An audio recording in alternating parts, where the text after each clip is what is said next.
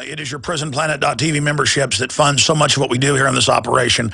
And then we're more than happy for the TV show after it's aired live, then be leaked out onto the web to tens of millions of people. That's our goal.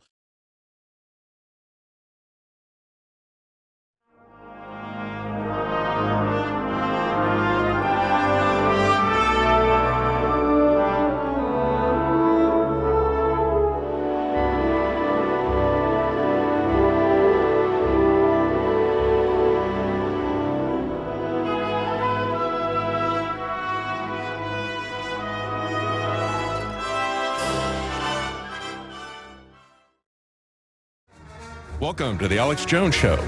I'm David Knight, filling in for Alex. He is live in London, in Watford, England, just north of London, covering the Bilderberg conference that's starting today. Now, Alex and staff traveled there in the last couple of days, and we've got some updates from Alex about things that have been happening.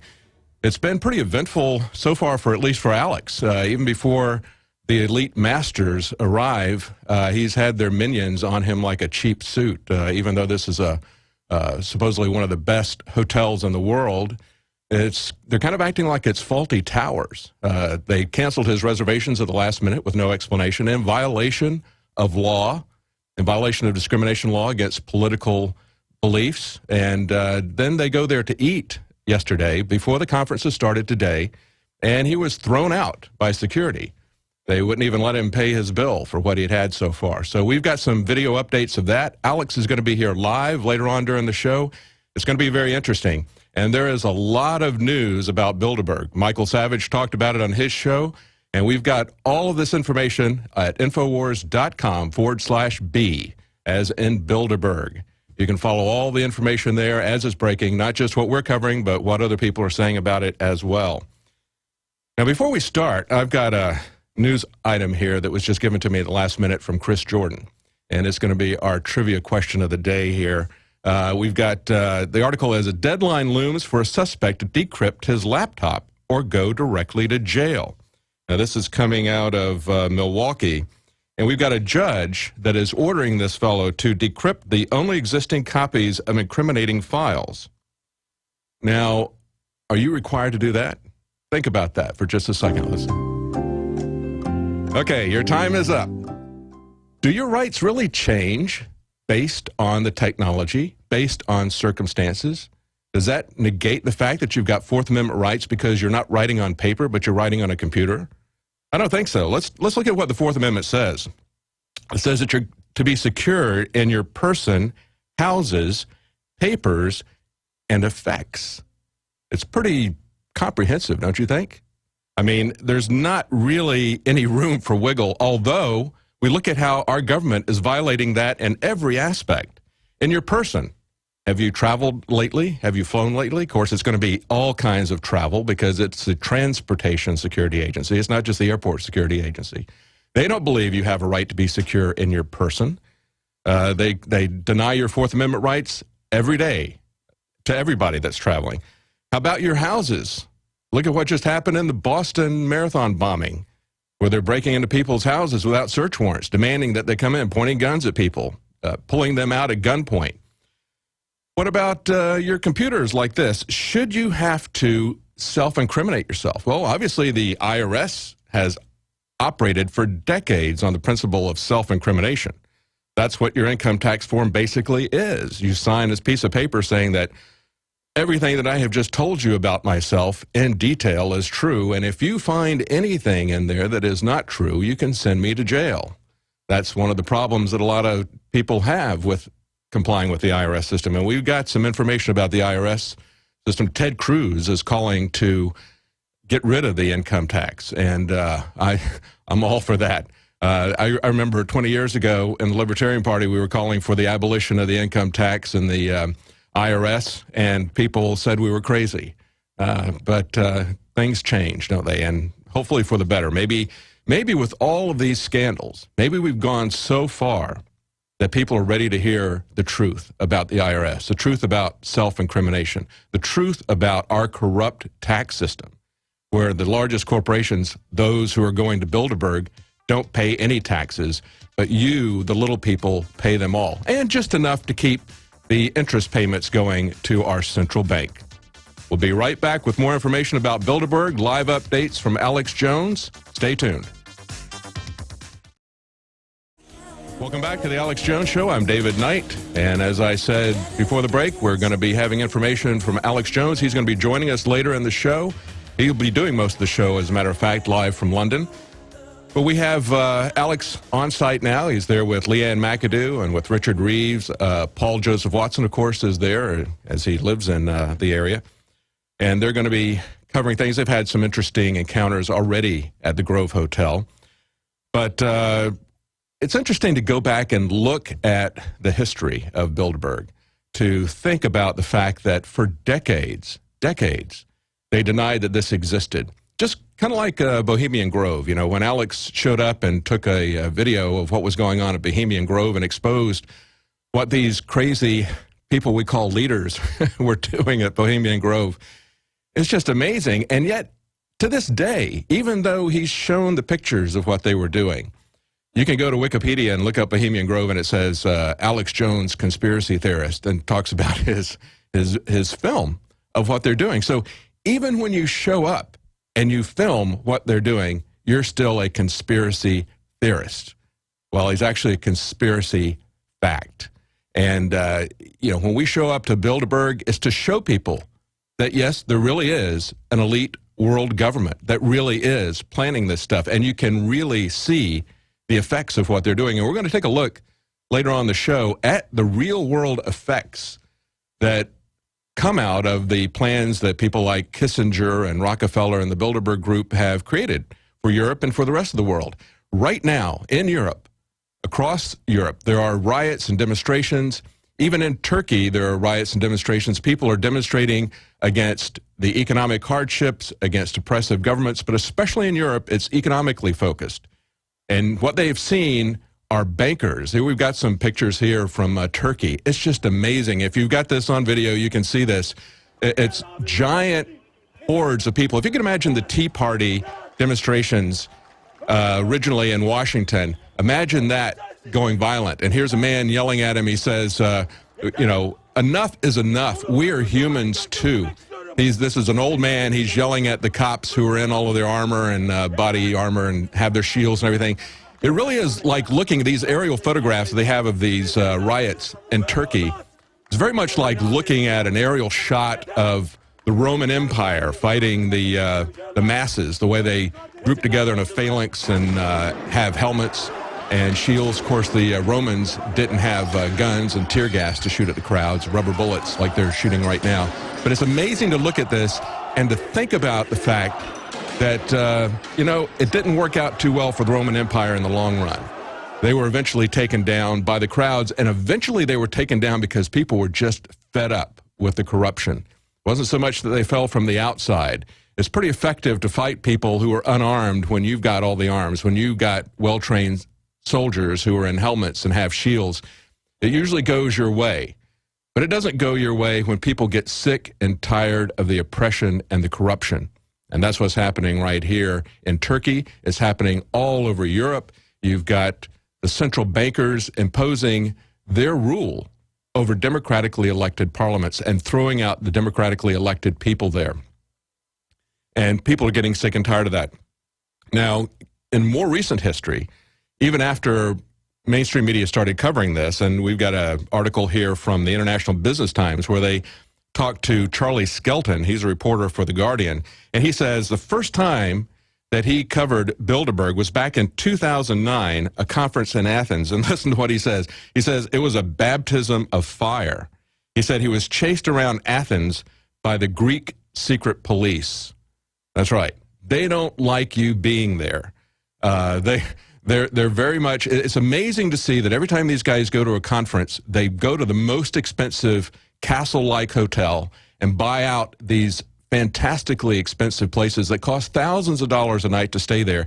And giant conference rooms, they buy out the entire place, just like they did in Kiowa, South Carolina, just before Bilderberg. Bill Gates went down there with his eugenics conference, and a bunch of politicians, some celebrities like Oprah Winfrey, bought out the entire complex just so they can keep people away. That's how much they hate the public, and that's how much they hate publicity. The darkness hides from the light. Well, we've got an update from Bilderberg and showing Alex being chased out by security even before the elite arrived there. But let's go real quickly to Charlie Skelton was talking to Max Kaiser, because Max Kaiser's in London.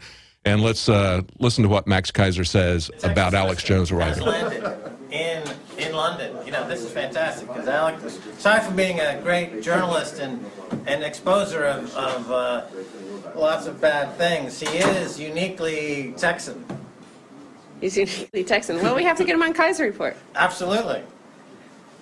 Will Kaiser Report be coming to Watford? Oh, yeah. We should do one from Watford, camped outside. Let's go. It's not every year they come to Watford, is it? I mean, Can you, actually, Charlie, for our American audience, can you explain what the heck Watford is? what it is. Watford is the thing you drive through in order to get out of Watford, basically. No, that's a terrible thing. I'm saying a terrible thing about Watford. I don't even really know Watford. Watford is just an area of northwest London, just off the M25, just south of that. So and the place where the hotel is beautiful. That's Charlie Is it sort Skelton. of town like where David Brent worked at the office? Yeah, I think you're in the right. Yeah. Slough potential. Yeah. It's on a path. It's on a roundabout somewhere. It used to be what Londoners would define as the point between south of England and the north of England, and the rest of That's it, right, basically. yeah. It was anything north of Watford The Watford Gap. wasn't really considered, you know, just considered full stop if you were from London. It's the edge, basically. It's It the edge of the world. it was the wall. The world stops at Watford. It was exactly that, yes. Okay, well, that's our little teaser for tonight. There you go. Max Kaiser talking about Alex Jones's arrival, saying the Texas Twister has touched down in London. That's a pretty good way to put it. They don't want Alex anywhere close to the elite there, because he's not afraid of them. He's not afraid to call them out for what they are. And as a result, like I said, they canceled his reservation. Just before they left, they found out it was canceled. And when he went there yesterday, now remember that the elite masters have not yet arrived at their designated places. They threw him out, even though they were eating in the restaurant, and we got a video of that. Let's cut to that right now.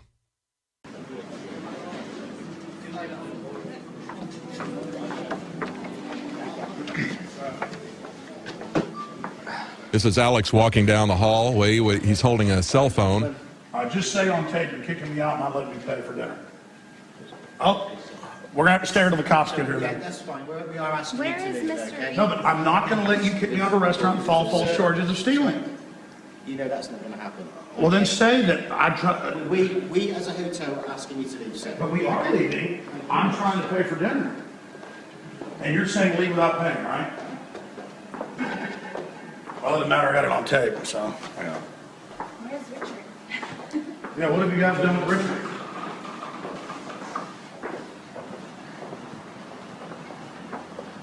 Okay. So, wish you a good night, sir. Your vehicle's up there.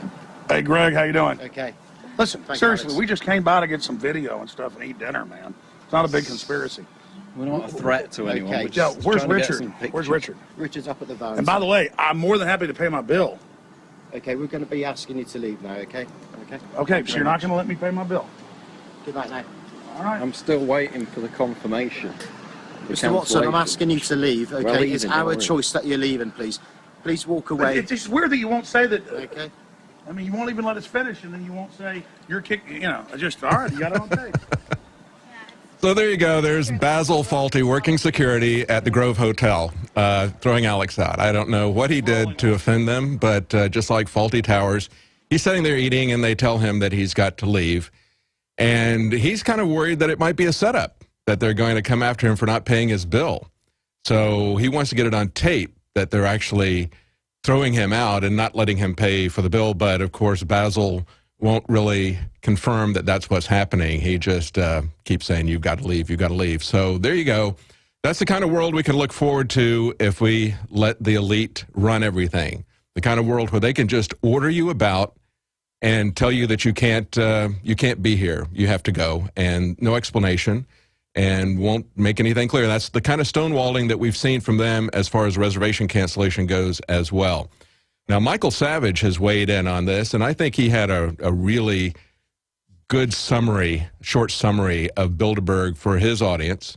Let's listen to that tape. The Bilderberg meeting is going on from June 6th through June 9th, 2013 in England. There will be 140 participants in 21 European and North American countries. And you're going to say, well, so what's wrong with that? Now, there's a lot of right-wing hysteria about the Bilderberg meetings. I don't know what it's about. I have a suspicion why they're afraid of the Bilderberg meeting. I guess because it sounds kind of Jewish. They assume that it's a secret Jewish meeting where there's a secret handshake. But if you actually look at the Bilderberg, the list of the Bilderbergs, you see its leaders in basically business and academia. Now, I don't like most of the philosophy of those from academia. They're all leftists. But you'll also notice there are no Russians on the list and no Chinese. Now, this is why China has the strongest economy in the world. Why are they not at the Bilderberg meeting? Now, founded in 1954, what is the Bilderberg meeting? Most of you never heard it. Most of you don't even know what the Bilderberg is, but to the right wing, the word Bilderberg itself provokes the desire to go out and buy hollow point ammunition. It was founded in 1954. It's a conference designed to foster dialogue between Europe and North America, meaning it's the New World Order, meaning it's a dialogue between business leaders and others in Europe and North America to build ties. That's how it started. Unfortunately, it's moved towards... That's right. That's right. That's how it started, but that's not how it's ending. As he goes on, he talks about, it's a short clip, but we're running up to a break here. He talks about how it's now being used to control Congress. Yeah, that was the design all along. Even at their second meeting, that we now have their minutes, they were talking about the EU and the European Union, and we see how that's playing out. We'll be right back after the commercial break. We're going to be joining Alex in London shortly. Stay tuned. All right, we're back with the Alex Jones Show. I'm David Knight filling in for Alex. He's going to be joining us in just a little bit.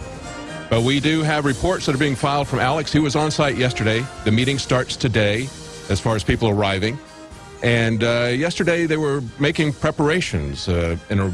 As these people are coming in, they need to have their fences up because they don't want you to get close to them. They don't want any information to get out about what they're doing, but they don't even want you anywhere around them. That's why they buy out these entire luxury hotel complexes and then use the security and the police forces from the nearby towns to chase people away at the taxpayers' expense.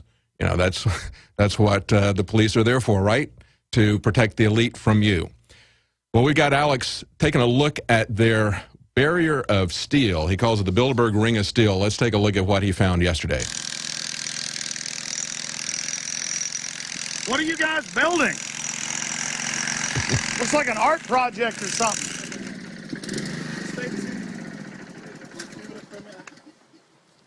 Hang on, Mike.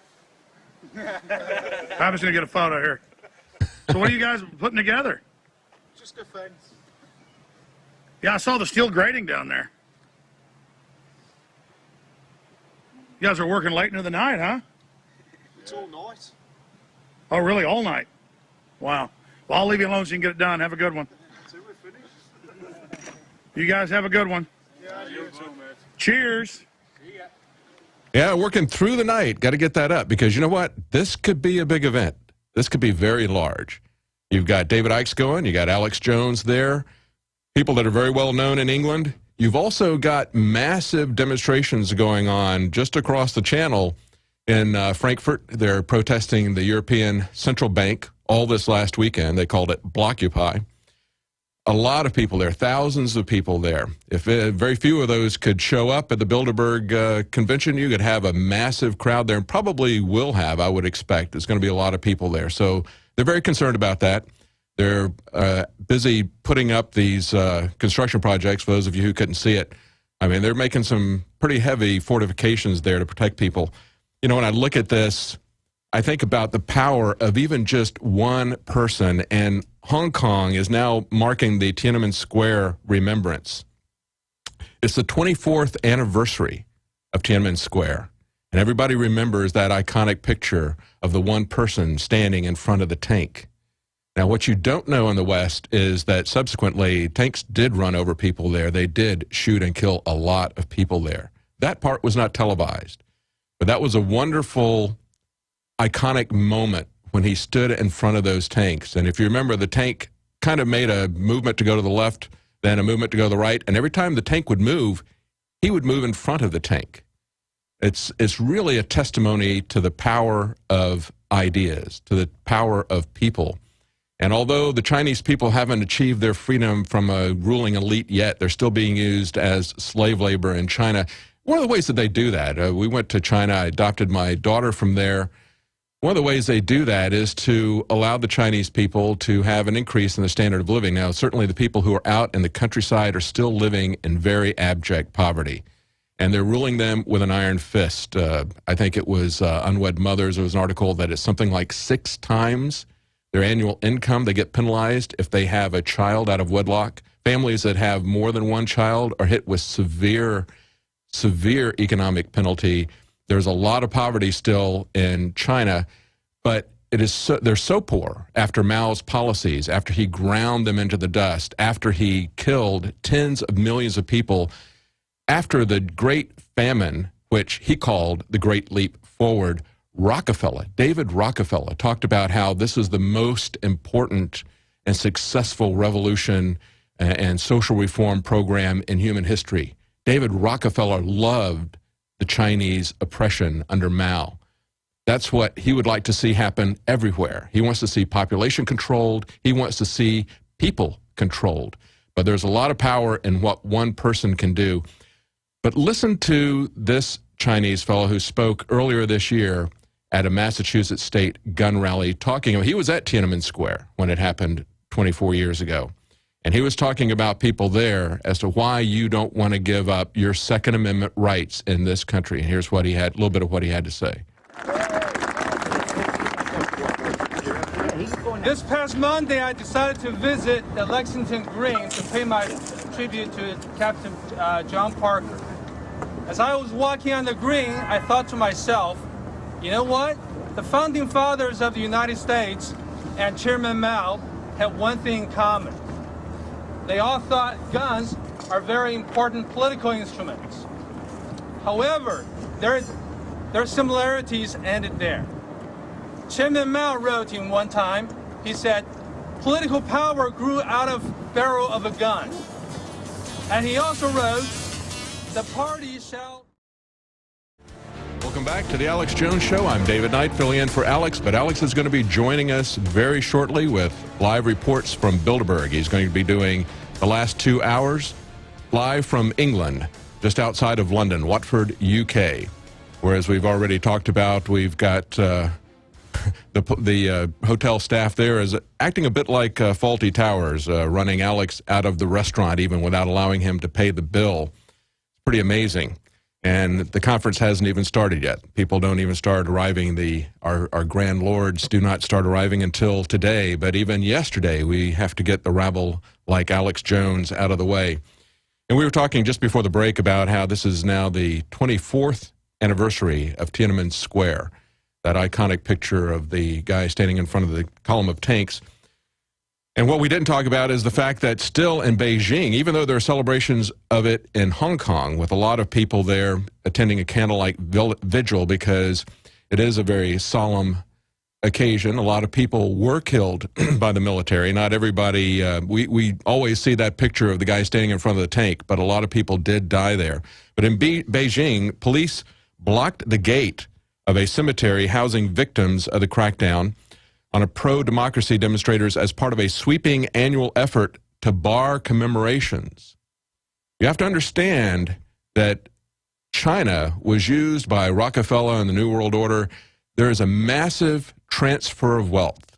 We did a special report on this last night on the Nightly News. If you didn't see that, it's probably because you're not a Prison Planet member. You need to pay up and see this special content. But we talk about how Rockefeller and the elite desired to have a massive transfer of wealth from the United States. As we now see, that's happened in only about 3 decades.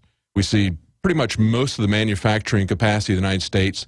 Much of our wealth has been transferred to China, and it's not from the American people to the Chinese people. It's from the Americans to a few ruling elite.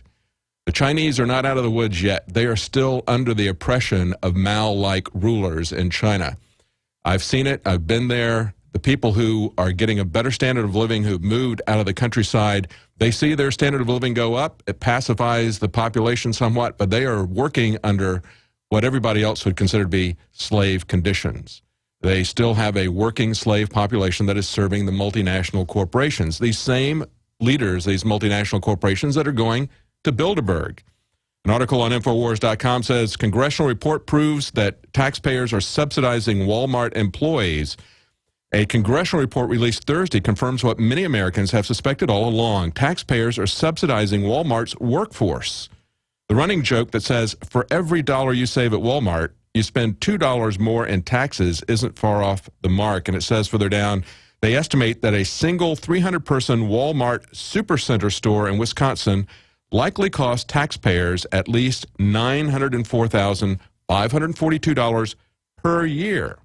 Per year. And if you add in the fact that many Walmart employees who receive Medicaid benefits also benefit from other taxpayer-funded programs such as food stamps, WIC, and other federal aid because they don't pay them much, the total cost to taxpayers is more like $1.7 million a year, about $5,800 per Walmart employee, and that's just for a single store.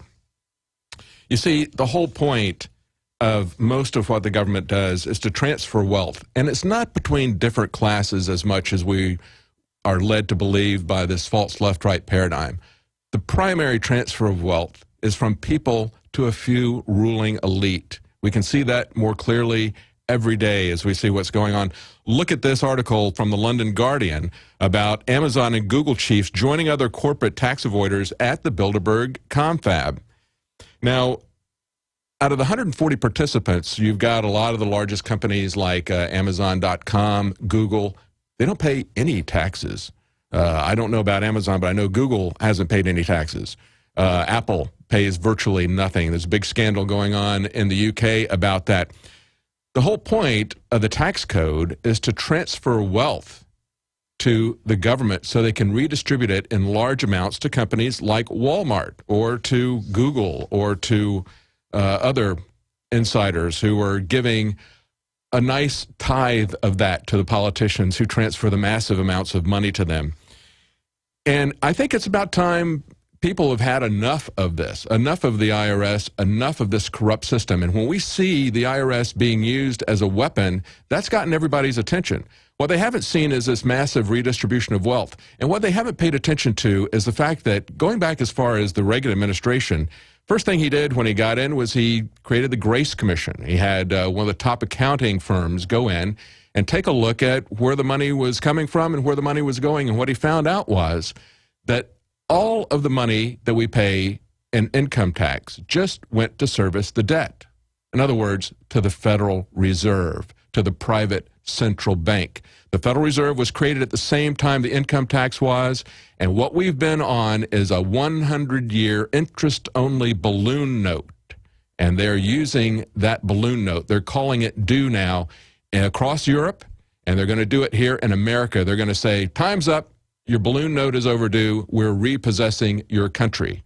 That's what they do when they take out democratically elected people and put in Goldman Sachs bankers in their place, as they've done in Italy and Greece and other places. That's what Nigel Farage of the UK Independence Party called them on in the European Parliament.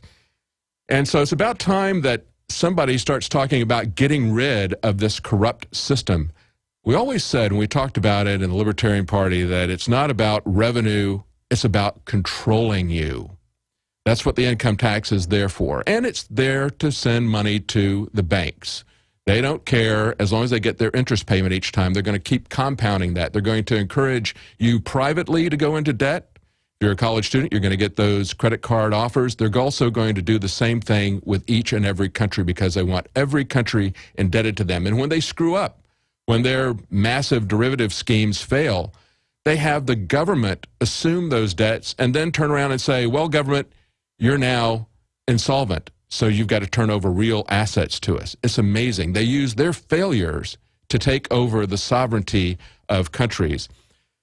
People are starting to wake up, though, because of the political nature of the persecution that the IRS is being used for. And understand, this is nothing that's new from Obama. This is something that has gone on since the time of FDR.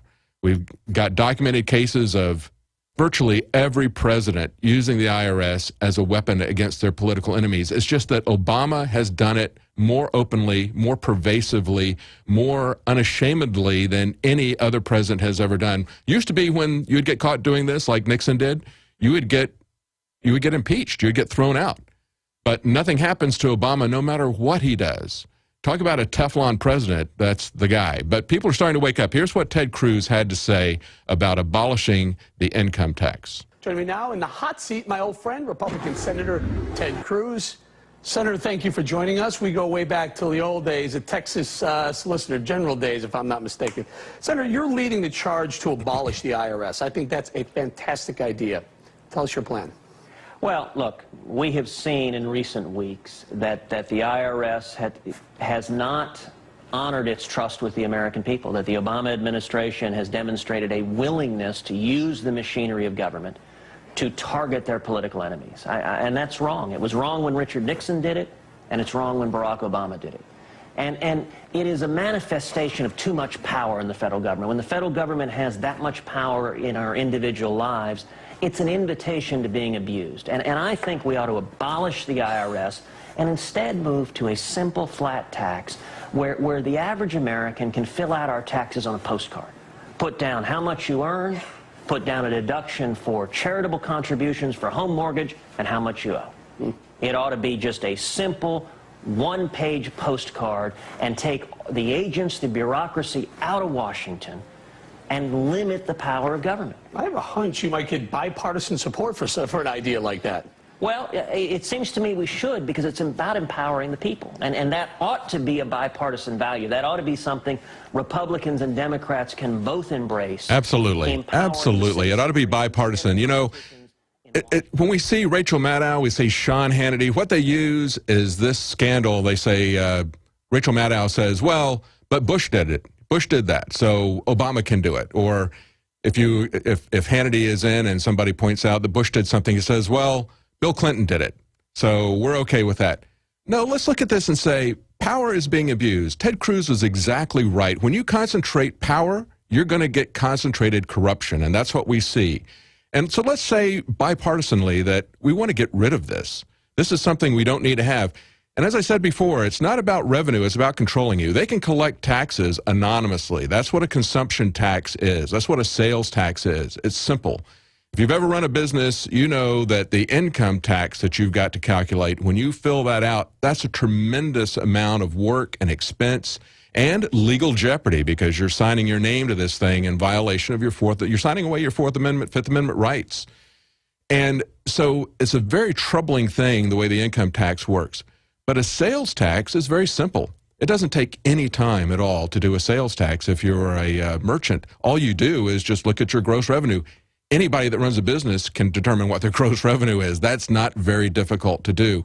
So there may be a little bit of distinction in some areas. You might have some food exemptions, that sort of thing. So you may have to distinguish between that. That's not a difficult thing to do. It's nothing at all like an income tax. But remember this, when we talk about it controlling you, the income tax was there well before we had the kind of surveillance computer state that we have now.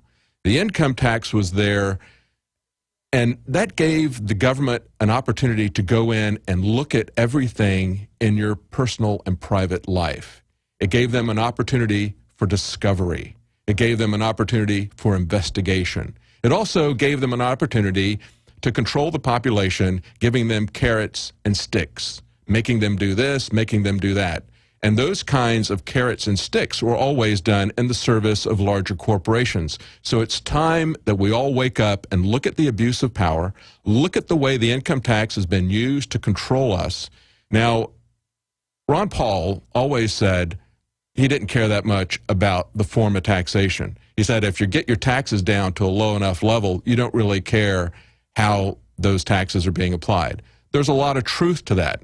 The taxation level is far too high. However, it's still important how you collect those taxes. It's still important that our constitutional rights, that our dignity, that our liberties are respected, that our privacy is not invaded, that we're not manipulated and controlled by a bunch of lab rats for the benefit of large multinational corporations like Walmart that have used the government to get special favors.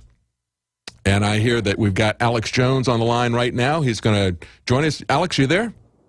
Yes, sitting here listening to you the last few minutes. I'm doing Skype audio as I drive from London with some breaking info back out to Watford. And listening to the show, you're doing a great job. And I want to comment on the IRS situation here in just a moment. But first off, am I coming to you good? Yeah, sound great. Fantastic. First off, because I forgot to say this yesterday, I want to just say that Richard Reeves has been the most valuable player on this trip so far.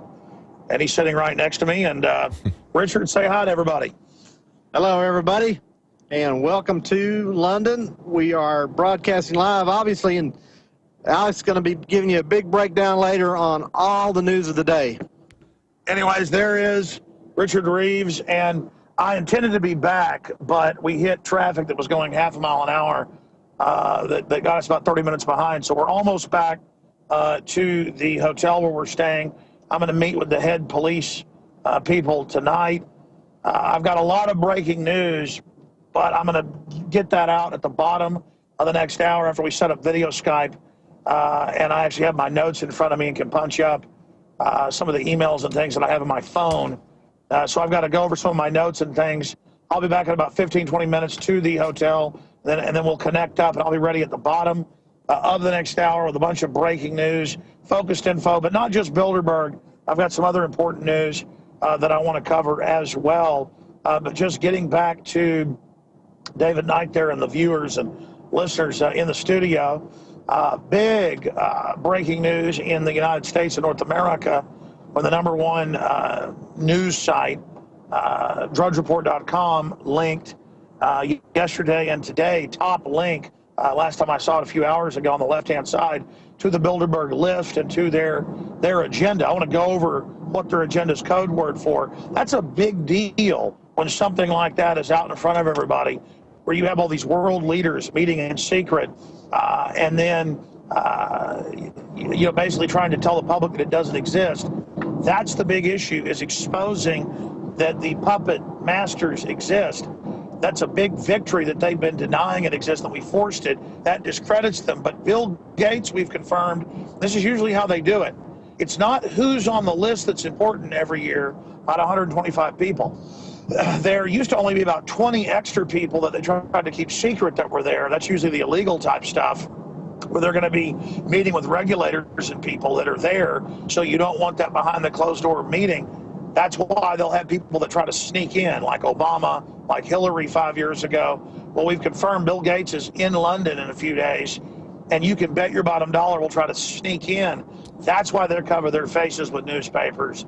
That's why they don't want to be known that they're there. That's why they get so upset. And we've got some other big names that we know are in London and from our moles are reportedly going to be out there. So to all the activist journalists, that's why it's important we not just be where the police and others say, oh, here, you're allowed to stand on the sidewalk here, nowhere else. They're going to be trying to direct Bill Gates and others in the back entrance, or they're going to try to land via helicopter.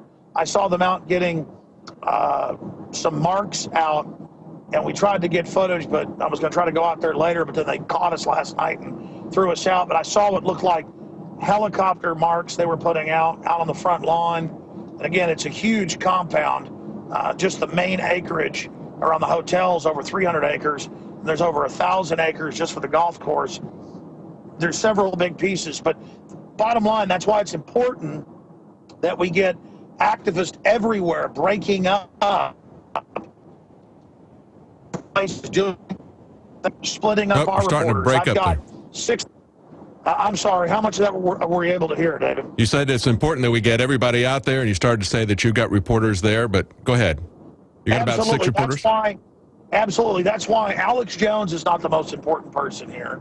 Paul Watson is not the most important person here. Steve Watson is not the most important person here. Eon Watson is not the most important here. Leanne McAdoo is not the most important person here. All of us independently are just as important, because you never know who is going to be there at a gas station down the street when a black limo pulls in, or a black Mercedes, and David Rockefeller's in the back in a wheelchair. You never know, when a helicopter lands, are you going to be in the bushes with a digital zoom, getting the shots of Lord Rothschild. So we're going to come back and talk more about that, just tactics and strategy. But when I get back at the bottom of the next hour, I'll give you the big scoops and more. David, take us out. All right, well, we'll be right back. Stay tuned for more information from Bilderberg and from Infowars with Alex Jones. Welcome back to the Infowars show. This is Alex Jones, is on the line with us from Watford, UK. He's en route to the Bilderberg site where they're covering the annual Bilderberg meeting. And Alex is telling us just before the break about how the importance of covering Bilderberg is not just to expose the fact that it exists, because for decades we were told that it didn't exist. And it's not even just to expose their agenda, because much of their agenda is hidden at any given time. I've got a stack of stuff here of exposed past Bilderberg meeting minutes that were leaked by WikiLeaks. But as Alex was saying before the break, it's really key to have people on site all over the place, not just Alex Jones, not just the Infowars staff, but all the citizen journalists out there with their cameras, seeing who these secret attendees are. They publish a list of the people that are there, but the real key thing are the people that they don't tell you are coming. People that are like future presidential candidates like Bill Clinton, who attended. Or when we had our Texas Governor Rick Perry, he attended before he ran for president. So it's always interesting to try to see who these unlisted attendees are. And so Alex is on his way there to cover that and many other aspects of Bilderberg, and we've got him on the phone live right now. Alex, are you there? Absolutely, and I want you to be able to go over all the news you've got, other Bilderberg news, for the first 30 minutes of the next hour. My Skype's breaking up a bit. Am I coming through to you good, Houston? What's that, Alex? Am I coming through clear to you, Houston? Yes, you are. Okay, great. Yeah, absolutely. Just adding to this, also, because we force media coverage, we're then hijacking the dinosaur media. We can then expose what the Bilderberg agenda is to the media. And when they lock it down, and they've now built this big steel fence, when I was there last night, they were putting it up, and they said that the crew had to work throughout the night. I went up to the GS, security group, GS6, and openly talked to them. And then when the head of security found out, he got so mad that we were hiding in plain view, talking to the security people. So I've got some of the security preparations that I'll break down coming up as well. But there's so many reasons that this is important. So if you are in England, if you are in the UK, get down here any of the days. Tomorrow, right through Sunday. It's so important, and just bottom line, big numbers. But there's also the private airports close to Watford. There's so many places. You never know when you're going to run into these people. They also... You're breaking up a little bit there, Alex. Can you hear me now? I think we lost Alex there. He's saying that it's very important, if you're anywhere in the area, if you're in England, show up, because you never know where you're going to see somebody there. You might see someone who's famous, and it's a real key thing. You know, famously, Margaret Thatcher supposedly went to one of the Bilderberg conferences. She did not like what she saw and was very openly critical of it. And it wasn't long after that she was removed from power by her own party. These people really wield power. And, you know, everywhere they go, they're imposing things like the income tax. As we mentioned before, that came on at the same time that the Federal Reserve, the private central bank that controls our currency and much of our economy here, that came on at the same time. This just came out from the BBC News. Tiny little Andorra is going to introduce an income tax for the first time. Now, Andorra is a very small nation. It's, I think it's the sixth smallest European country. In case you don't know, I had to look up where Andorra was. It's located between Spain and France in the Pyrenees Mountains. Very tiny, only about 85,000 people in the entire country. But, you know, no matter how small they are, they cannot escape the scrutiny of the banks. The banks have to impose their income tax system. Why? Because that gives them the most control over people and over the economy. We'll be right back with some more coverage from Bilderberg and Alex Jones. Stay tuned. Welcome back to the Alex Jones Show. I'm David Knight, standing in for Alex. We've had Alex live on the phone from the UK. He's on his way to Watford, UK to cover the Bilderberg meeting as people are starting to arrive today. Alex has been delayed by traffic. He's going to do the last 2 hours today, but he's going to be back with us shortly. As a matter of fact, I hear we've got him on the phone right now. Alex, can you hear me? Hello, Alex. Absolutely, David. Just finishing. Yes, David. Can you hear me now? Yes, I got you. Great. They got me faded up there. Fantastic. Yeah, I'm just calling in because I got stuck in traffic via audio Skype. I'll be to the hotel studio in the next 30 minutes with a whole raft of breaking news and information for you on Bilderberg. But just finishing the point that I was going to make. The reason it's important to mob this event with cameras is that you never know where a globalist is going to sneak off to go meet with a hooker or something, which they do a lot, or to go do Lord knows what. There's also little break-off meetings that they engage in sometimes. That's where we get some of the best intel. Also, it's good to go to local restaurants and bars. This is a semi-rural area, late night. Go ahead. We got kind of spotty connection there. It's going in and out. But what Alex is doing is encouraging everyone who is anywhere in the area to do citizen journalism. You know, we had the Operation Paul Revere contest. Alex really sincerely believes that you are the Paul Reveres. He believes that we've got to get as many people on this as possible. That's why he set up that contest and had over $115,000 in prizes to encourage people to become citizen journalists. And we had a lot of people who sent in entries to that. It was the first time, obviously, a lot of them had done anything, but I got a lot of emails from people saying that it's really opened up their perspective on what they're able to accomplish. And we're going to be featuring a lot of those things on Prison Planet TV, Infowars.com, and also on Planet Infowars. We'll probably have some kind of a site there that's dedicated to that so that most of the people who put something up, we're not going to be able to put up everything. We got literally several hundred just in the last couple of days of entries. But we're going to try to put up some work from a lot of people. A lot of people sent us very many entries. We're going to just put a few of those up. But stay tuned. We're going to be putting that stuff up there. Now, one of the things you might want to be aware of is we've got a special. Pays for the bills, pays for these contests that we do. We've got a Pro Pure water filter special this week. We got 15% off of any filters there. You can see that at Infowars.com, Infowars shop. And we've also got that special up on our Bilderberg page. We've got a special site that is set up just to cover information about Bilderberg. It's Infowars.com/B. as in Bilderberg. You're going to see all the news about Bilderberg that we've got. You're going to see reports from other people. We had a clip earlier in the show from Michael Savage talking to his audience, explaining to his audience what Bilderberg is about. And it's great to see that news getting out there over a wide spectrum. Somebody that knows a little bit about being persecuted by the United Kingdom. He was refused entry into the United Kingdom. Supposedly, I don't really know what they claimed his controversial views were, but they can be very selective about the kind of political speech they allow. Although we have people there at the Bilderberg group. It says Bilderberg group, this is from The Guardian, says Bilderberg guest list includes George Osborne and Ed Balls. Heads of big tax-avoiding firms are attending this secretive group's 4-day summit.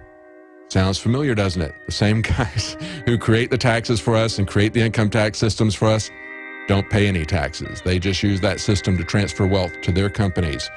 We'll be right back. Hopefully we can get Alex again on the live on radio. He's traveling right now, so his connections are pretty spotty, but he's going to be doing a lot of coverage from Bilderberg, and he'll be right back after the break. That's right, we're here live. I'm David Knight, and Alex Jones is in the UK, and he is looking for answers. He wants to know what's going on, and he's going to be telling us what he finds out. We had him on the phone live as he was en route, and the reception is going in and out, so he's going to be checking back in with us periodically. Once he gets on site and gets a stable connection, he's going to be here for a long time, taking over the show, telling us everything that he's seen, and he's been very active, as always. Alex never rests. and he's been very active in the UK. Now, we covered last night on the nightly news the idea that Motorola is coming up with a new high-tech device to track you and to basically enable you to use the internet. They sell it as a high-tech tattoo or a pill that you can swallow. And you know, it's such a problem when you have passwords that you have to remember, that people are going to be willing to put these tattoos on their body or swallow pills in order to get rid of that problem. Do you really think so? Do you think this is something that is really coming from the public? Are there people out there complaining, in your experience, about remembering passwords to the extent that they're willing to do something like this? Let's understand where this is coming from. This is coming from Motorola Mobile. And the lady who is the head of that division now is the former head of DARPA. Yes, the dark research people. That's why I like to call them. The same people that create killer robots, the same people that are out there creating weapons, staying up all hours of the night, creating stuff to destroy the world, that DARPA. She came from DARPA and she went to work for Motorola Mobility. They've been bought by Google. Yes, that's right. It's all connected, isn't it? You've got this revolving door, just like you used to see, only in the military-industrial complex, with people going back and forth between military research projects and actually working for the military. So you have these revolving doors that are not disturbing just from a financial standpoint, but they're disturbing from the idea that Google is now buying out Motorola's mobile division, which is then put in ahead of DARPA, who is then coming in and saying, we really want to make sure that everybody's got a password to get on the internet. They want to make sure that they've got some way to identify you. This is not being driven by the consumers. This is being driven by the elite leaders. They want to know exactly where you are and what you're doing, and you've got to take this tattoo and put it on you like some kind of mark of the beast in order for you to have access to the economy. Remember that a big part of this immigration bill that's being pushed now in Congress is about extending biometric identification. We know that they've got cameras all over the place, that they're looking at facial recognition. They're even examining the way that you walk to identify people, looking at your ears, whatever. But they want to take this to an all-new level. They can never have enough control. It's kind of like the original Rockefeller. You know, he was famously asked at one point by a reporter, "You're the richest man in the world. How much is enough? Why do you keep accumulating more and more money?" And of course, his answer was, there's never enough. There's always enough. How much is enough? Just a little bit more. And that's the way it is with control. These people are control freaks. They want to control everything in your life. And so they want to come up with tattoos and pills that you swallow in order to track you. Now, also in tech news, we've got Apple devices. It's just been learned that Apple devices, reported by the BBC, are vulnerable to attack via a bogus charger. Look at how easy it is for the government or a malicious private individual to hack into your phone. Using a bogus charger, a team from the Georgia Institute of Technology managed to infect a phone with a virus in less than a minute. Any device using Apple's iOS operating system would be as vulnerable to infection, they claim. And they said that this affects all users. It does not require a jailbroken device, and it does not require any user interaction. Now, famously, a year or so ago, General Petraeus, a Bilderberg attendee now, he's there with his new best friend forever, Henry Kissinger. You know, he was kissing Kissinger on the cheek, giving him an award for defending freedom and democracy just about a week ago. And now the two of them are traveling to Bilderberg. I'm sure they'll have a lot to talk about in defending freedom and democracy. Don't you think that's on the agenda, defending freedom and democracy? Probably not. But he famously said that at a conference, talking about how they were going to use appliances to monitor people and to spy on people. And we had a guest last night on the Infowars Nightly News. We had Sheila Hemphill, and she successfully led an effort here in Texas to remove not to remove smart meters, but just to allow people to have the freedom to opt out of these things.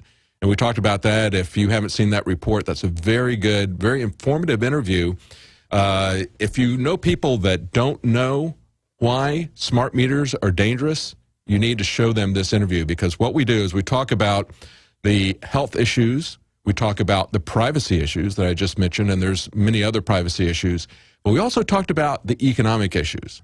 And there's a lot of people out there who were, I kind of call them the Fox News crowd. They don't really care about privacy. They may not buy into the health issues, but they care about money. You can get their attention if you talk about money. And there's a lot about smart meters that is about money. There's an effort. What it is really is something that came up with about 10 years ago, their official report. Of course, I've been playing it longer than that. But it's about managing the decline of energy production in the United States. Not only are they not building infrastructure in the United States, well, why should they? Because they're transferring all of our heavy industry and manufacturing to China. They're not building new power plants, but they're shutting down the ones that we've got. And they're going to use these smart meters to manage that decline, because they don't want to make less money. These power companies want to make more money. So how are they going to do that? They're going to charge you a differential price rate based on when you're using the energy. And they've already know that it's not going to change people's behaviors.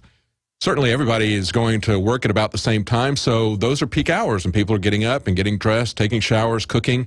You can't change the hours that you work, so your peak use of electricity isn't going to really change, even if they put very high rates on those peak hours. But it's going to be a way that they can make more money as they supply you less and less for what you pay.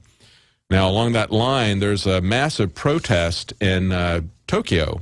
60,000 people are protesting government plans to restart nuclear power in that area. Now, in the wake of Fukushima, they basically shut down all nuclear power in Japan, and now they're starting to talk about pulling it back up again. There are a lot of issues with nuclear power. It's not my favorite way to generate power. We have a power plant in North Carolina, not too far from where I came from, just outside of Raleigh. And they're now starting to see these nuclear power plants, which were originally licensed for 25 years, like this Sharon Harris plant in North Carolina. And it's been 25 years now.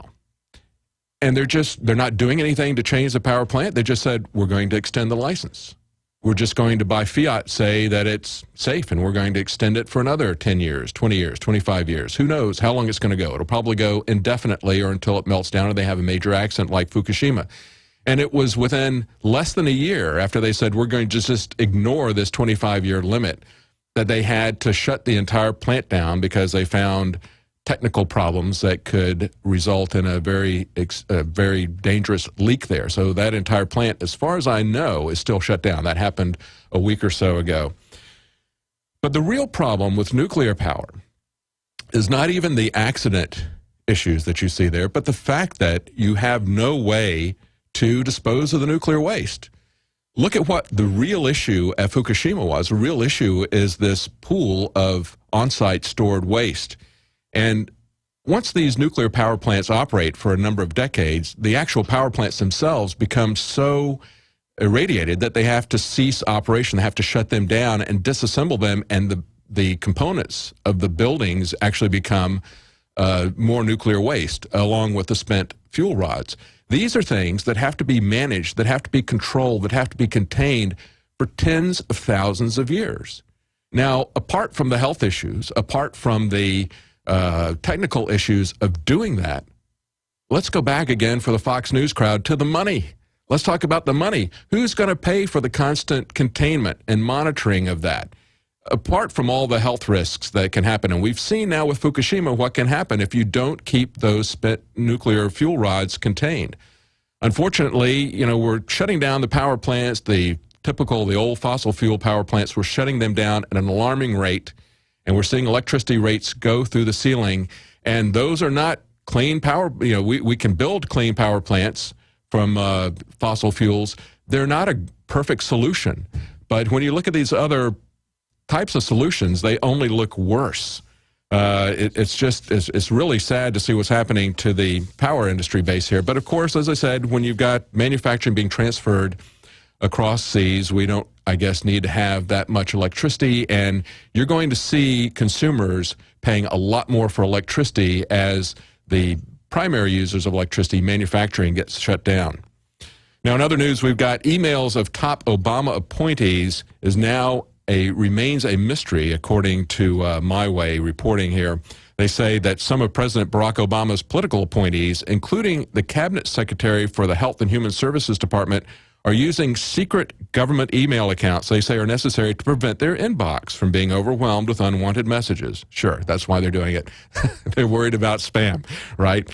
According to a review by the Associated Press, the scope of using the secret accounts across the government remains a mystery. Most U.S. agencies have failed to turn over lists of political appointees' email addresses, which the AP sought under Freedom of Information Act more than 3 months ago. They tried to get the AP to pay more than $1 million for these email addresses. Now, of course, we know that it's not just spam.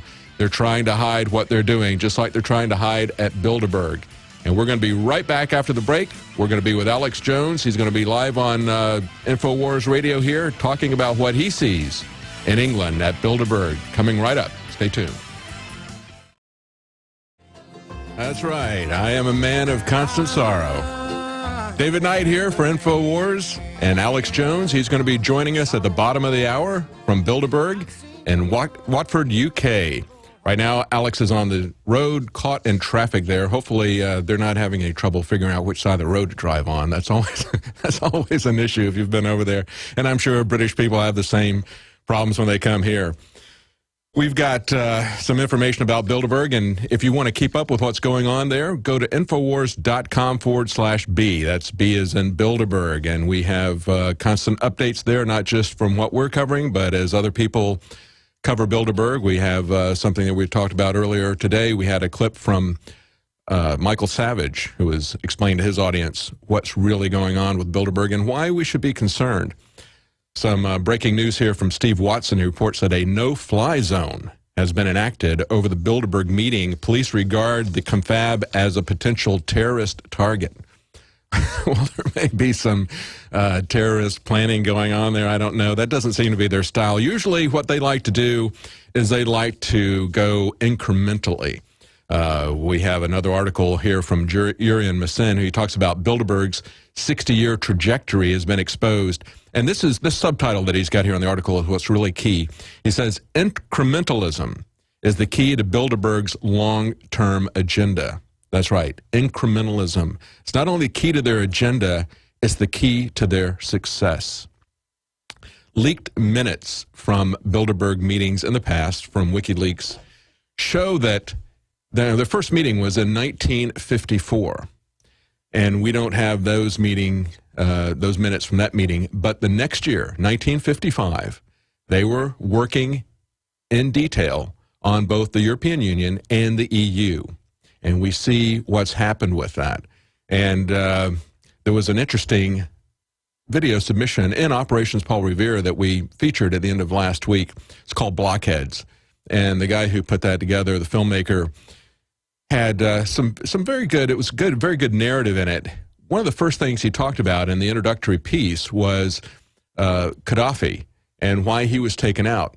He was taken out primarily because he was talking about how the world was being broken down into just 7 to 10 nation states. They were transcending national sovereignty, but he was trying to do it too quickly and, of course, put himself in charge. They didn't like that. They wanted to go with incrementalism. But certainly there is 7 to 10 economic blocks, actually 10 have been identified now, trading blocks throughout the world. They're carving the world up incrementally into these free trade zones, quote unquote, free trade zones. They're using the moniker of free trade, which is a good thing. Free trade would be a good thing if it were really free. But when you've got a document that is the size of a phone book, that's not free trade, that's managed trade. And free trade within an area is super. That's what made America so strong. You know, it was Jefferson in his second inaugural speech. He said that he had eliminated all internal taxation so that no farmer, no mechanic, no laborer knew a tax man. There were no internal taxation inside of America. All the taxes were paid on goods that came into the country that crossed national borders. You can do that when you've got a government the size of the government that Jefferson presided over. And we ought to be striving to do that. Now, people say the world is too complex, the world is too big. You know what? The government only makes the world more complex. What do we hear every time they screw up? We hear that they made mistakes. They couldn't handle it. We even amazingly heard from the Obama administration an excuse saying the government is so big we can't manage it. And yet these are the people who are trying to make it even bigger. These are the people who, their centerpiece of the first Obama session, the first term, was to take over a seventh of the economy. And these are the people who are saying that it is too large to manage. Yes, it is too large to manage. Centralization is a bad idea. You know, going back to my college years, those were the days of the transition from mainframe computers to personal computers. And it was interesting for me to look at what a bottleneck mainframe computers made. You had these multi-million-dollar centralized machines that were used, in our particular case, it was used by multiple universities. It was so large. And everybody was queuing up to wait on this thing. Everybody was standing in line to use the mainframe computer. And it was monitoring everything that we did. Every little microsecond was being counted. Every little bit of movement was being counted. It was making us wait on it. And the interesting thing was to see what happened when things were decentralized with personal computers. At that point, the computers waited on us. At that point, we had control, and it actually worked for the people. That's what we need to see happening in government. That's the model we need to see. We'll be right back with Alex Jones, live from the UK. Stay tuned. Welcome back to the Alex Jones Show. I'm David Knight. Alex will be joining us shortly from England. We're still having some technical difficulties there, I believe. They were on the road. Traffic is a little bit heavy there in London, so we're running a little bit late. But we got this breaking news out of Massachusetts. The Square One Mall yesterday was evacuated after a suspicious device was found in a parking garage. What was that suspicious device? It was a 2.5-quart pressure cooker. Stainless steel in nature, he says. They put a 1,000-yard buffer zone up around the pressure cooker, evacuated Best Buy and Workout World, and people waited in the rain, unable to return to their cars, stuck at the mall in the rain, out of their cars for over 2.5 hours. Why? Because they found a pressure cooker. This is what it's coming down to, folks. You talk about people being paranoid conspiracy theorists. I think we've got some in the government. Let's talk about the public here a little bit. We've got a great piece, another one that Mark Dice has done, this time asking people about a Holocaust holiday. Let's take a look at that. So out of touch with reality that they don't know what the Holocaust was? Will they sign a petition thinking that the Holocaust is a Jewish celebration? Let's find out. Would you help support the Holocaust party this year at the beach? The city's going to cut it due to budget cuts. We're just I'm just a visitor. I don't know. That's okay. Is that you're an American citizen? Yes, I am. That's okay. We just need a signature. The city, due to budget cuts, is eliminating the Holocaust celebration this year, and so the Jewish people, birth date, please. And so the Jewish people want to celebrate the Holocaust. They do a big reenactment each year. I should have printed. Signed there. There's a big barbecue. They roast pigs over spigots. And the Holocaust celebration will be here in a few weeks. But now that you have supported the Holocaust party, maybe it won't get canceled this year. Thank you, sir. Hey, we support the Holocaust celebration for the festival for the city. It's a big party. What I gotta do? Just sign here, name and signature. You know, but the Holocaust, it's a big party. It's a celebration for the Jews. They hang out here on the beach. They dig a bunch of holes and bury people in the sand for fun to celebrate the Holocaust. So this is supporting the Holocaust celebration. Sweet. Thank you, bro. You're welcome. Oh, my God. Oh, my God. This is terrible. Support the Holocaust celebration festival this year. It's a big Jewish holiday, but the city, because of budget cuts, is trying to cut it down. So we're getting signatures to support the Holocaust celebration this year. Just a name and a signature, please. That's it? Yep, no birthday, or a birthday too, but no email or anything. And it's a big holiday. The Jews celebrate the Holocaust every year, and they do a reenactment. And so the budget cuts are trying to eliminate that. So this is going to support the Holocaust celebration this year. Thank you so much.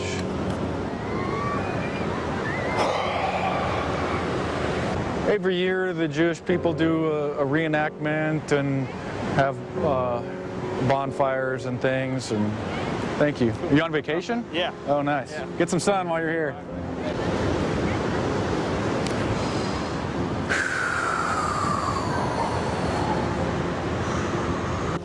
Just a name, birthday to support the Holocaust celebration. It's a big festival, a favorite festival of the Jewish people. They have bonfires and roast pigs over the spigots and stuff. Celebrating the Holocaust. Thank you, sir. There you go. Cool. Have a good one, bro. Listen, and nobody so far has started arguing with me, threatened me, punched me. This is absolutely ridiculous, and these people are signing it. This is unbelievable. To support the Holocaust Jewish celebration festival at the beach this year, they're trying to cut it due to budget cuts. I'm not a resident of California. That's okay. You're an American citizen, right? I'm an American citizen. Okay. What this will do, you're signing a petition to help support the Holocaust, a second Holocaust. The Jewish people have really been looking forward to that, and a lot of people don't want that to happen, but you just sign a petition to support the Holocaust. Yep. Thank you. Yeah.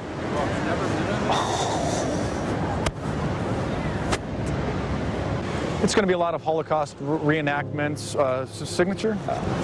They're going to be digging holes in the beach and burying people for fun as a contest to see how many bodies they can bury in the beach. This is part of the Holocaust celebration. It's the 22nd. I know, my bad. So this supports the Holocaust. Thank you. Unbelievable.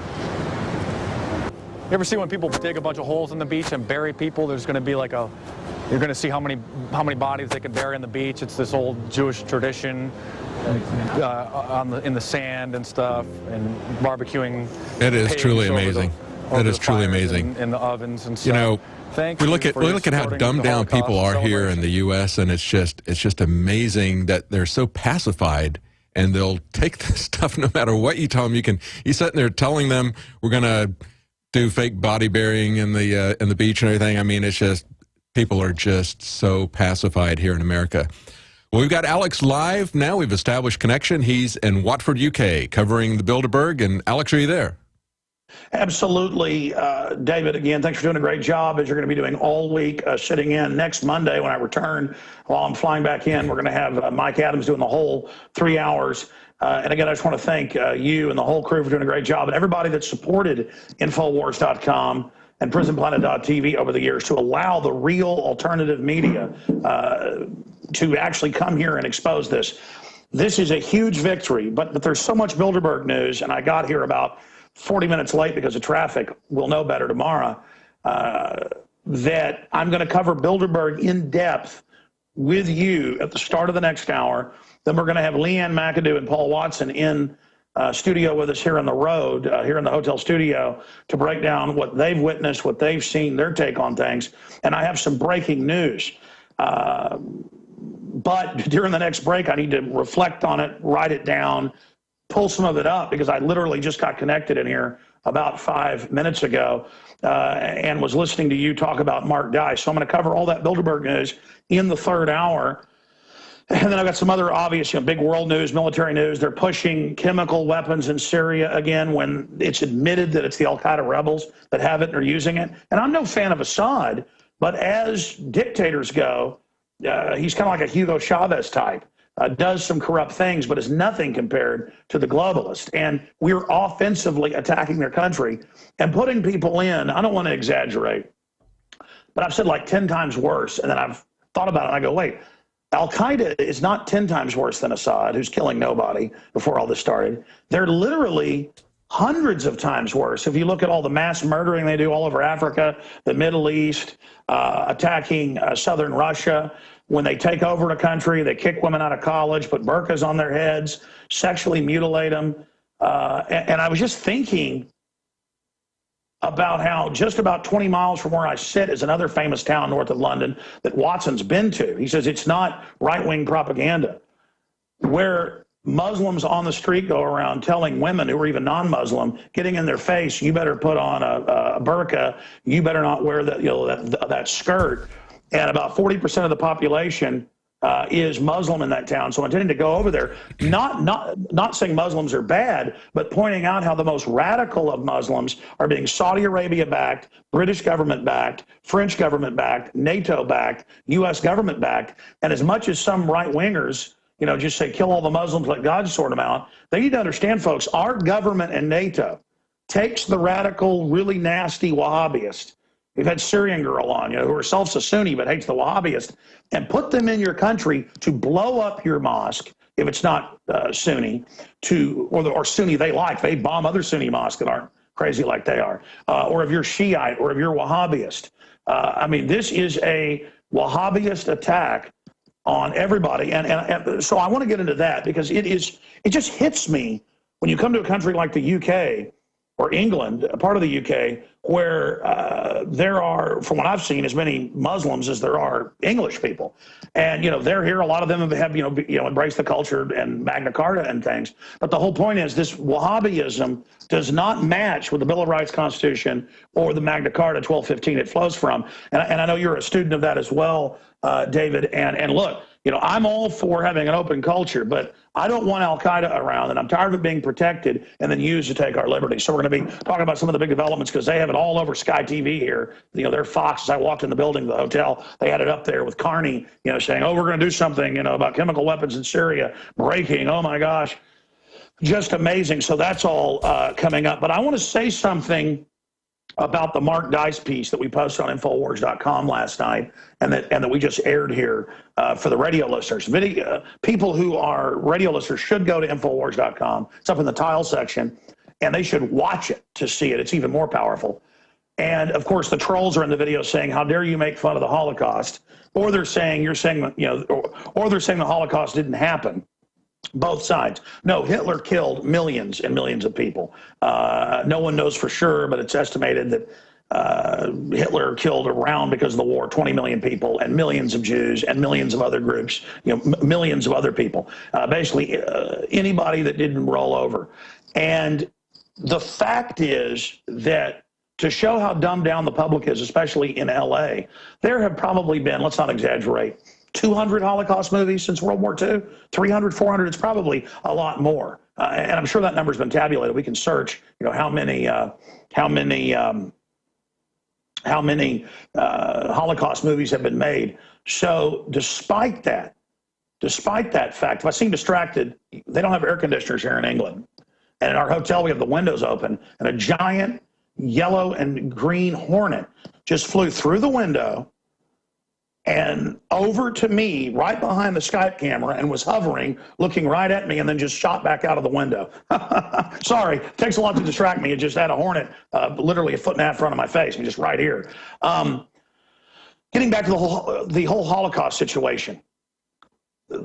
Everybody knows about the Holocaust. Everybody knows about Hitler. Everybody knows about World War II and the death camps and the forced labor camps, or at least they should. And you can debate how bad it was, or, it goes from horrible to just over the top evil. It's all just shades of black, all shades of darkness.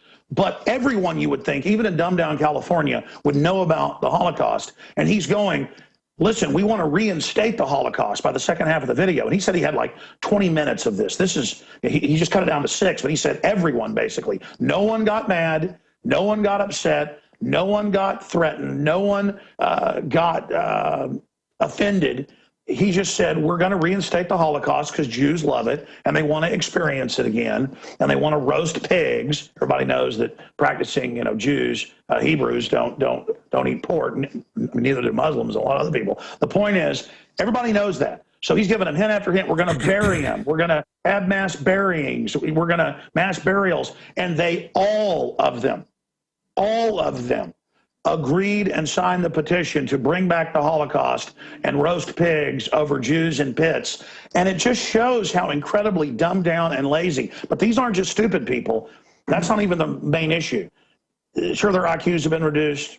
No, it's that they watch TV. They're living in a la-la land. They are literally in a dreamlike state. So I want to hit a couple other news items before I get into Bilderberg with you, but I'm sure you want to comment some more after playing that video as well, David, because that's frightening. That, and I'm not singling out California. There's some of the most awake people in Central and Northern California, in San Diego. I love California, the topography, the weather. So much of it is great. Some of the most awake people I know are from California, literally.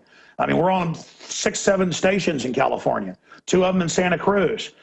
We have huge support. I go to California and thousands come out each night to hear me speak. But at the same time, it's either you're awake or you're totally dumb. And in California, it's so extreme that in Austin, you know, out of 10 people, 9 say ban water if it's for the earth or if it's for Obama.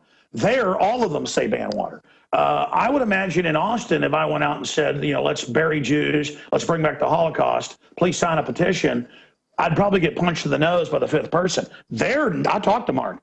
Yeah, it's amazing. It's amazing. I was looking at the comments from Rockefeller. Spinning it, but absolutely. Yeah, I was looking at the comments. I was looking at the comments from Rockefeller about what he said about China, and you know, the starvation that happened there, that's not widely known. The Chinese government has very effectively covered that up. Just now, some researchers in China are going through and uncovering some of these things. There's no such thing as Freedom of Information Act in China. So that's not very widely covered. But as you said, the Holocaust, what Hitler did, that is not only well understood, but it's iconic. It's what people talk about. I mean, you talk about making the trains run on time or you know, taking people to the showers or whatever. That's what people refer to when you talk about you know, tyranny. Hitler is the template for that. So you would expect people in California to know that. I wear 1984 shirts out, and people come over and say, "What does 1984 mean?" I wear 1776 shirts out, and people come over and say, "What does that mean?" And I've worn the Gadsden flag yellow "Don't Tread on Me" shirt, and I've had white people, black folks, and Hispanics come over and ask me. Wow. The last time I was in a steakhouse at a company meeting waiting for the crew to get there at the bar, and a black guy came over and he goes, "What does that shirt mean?"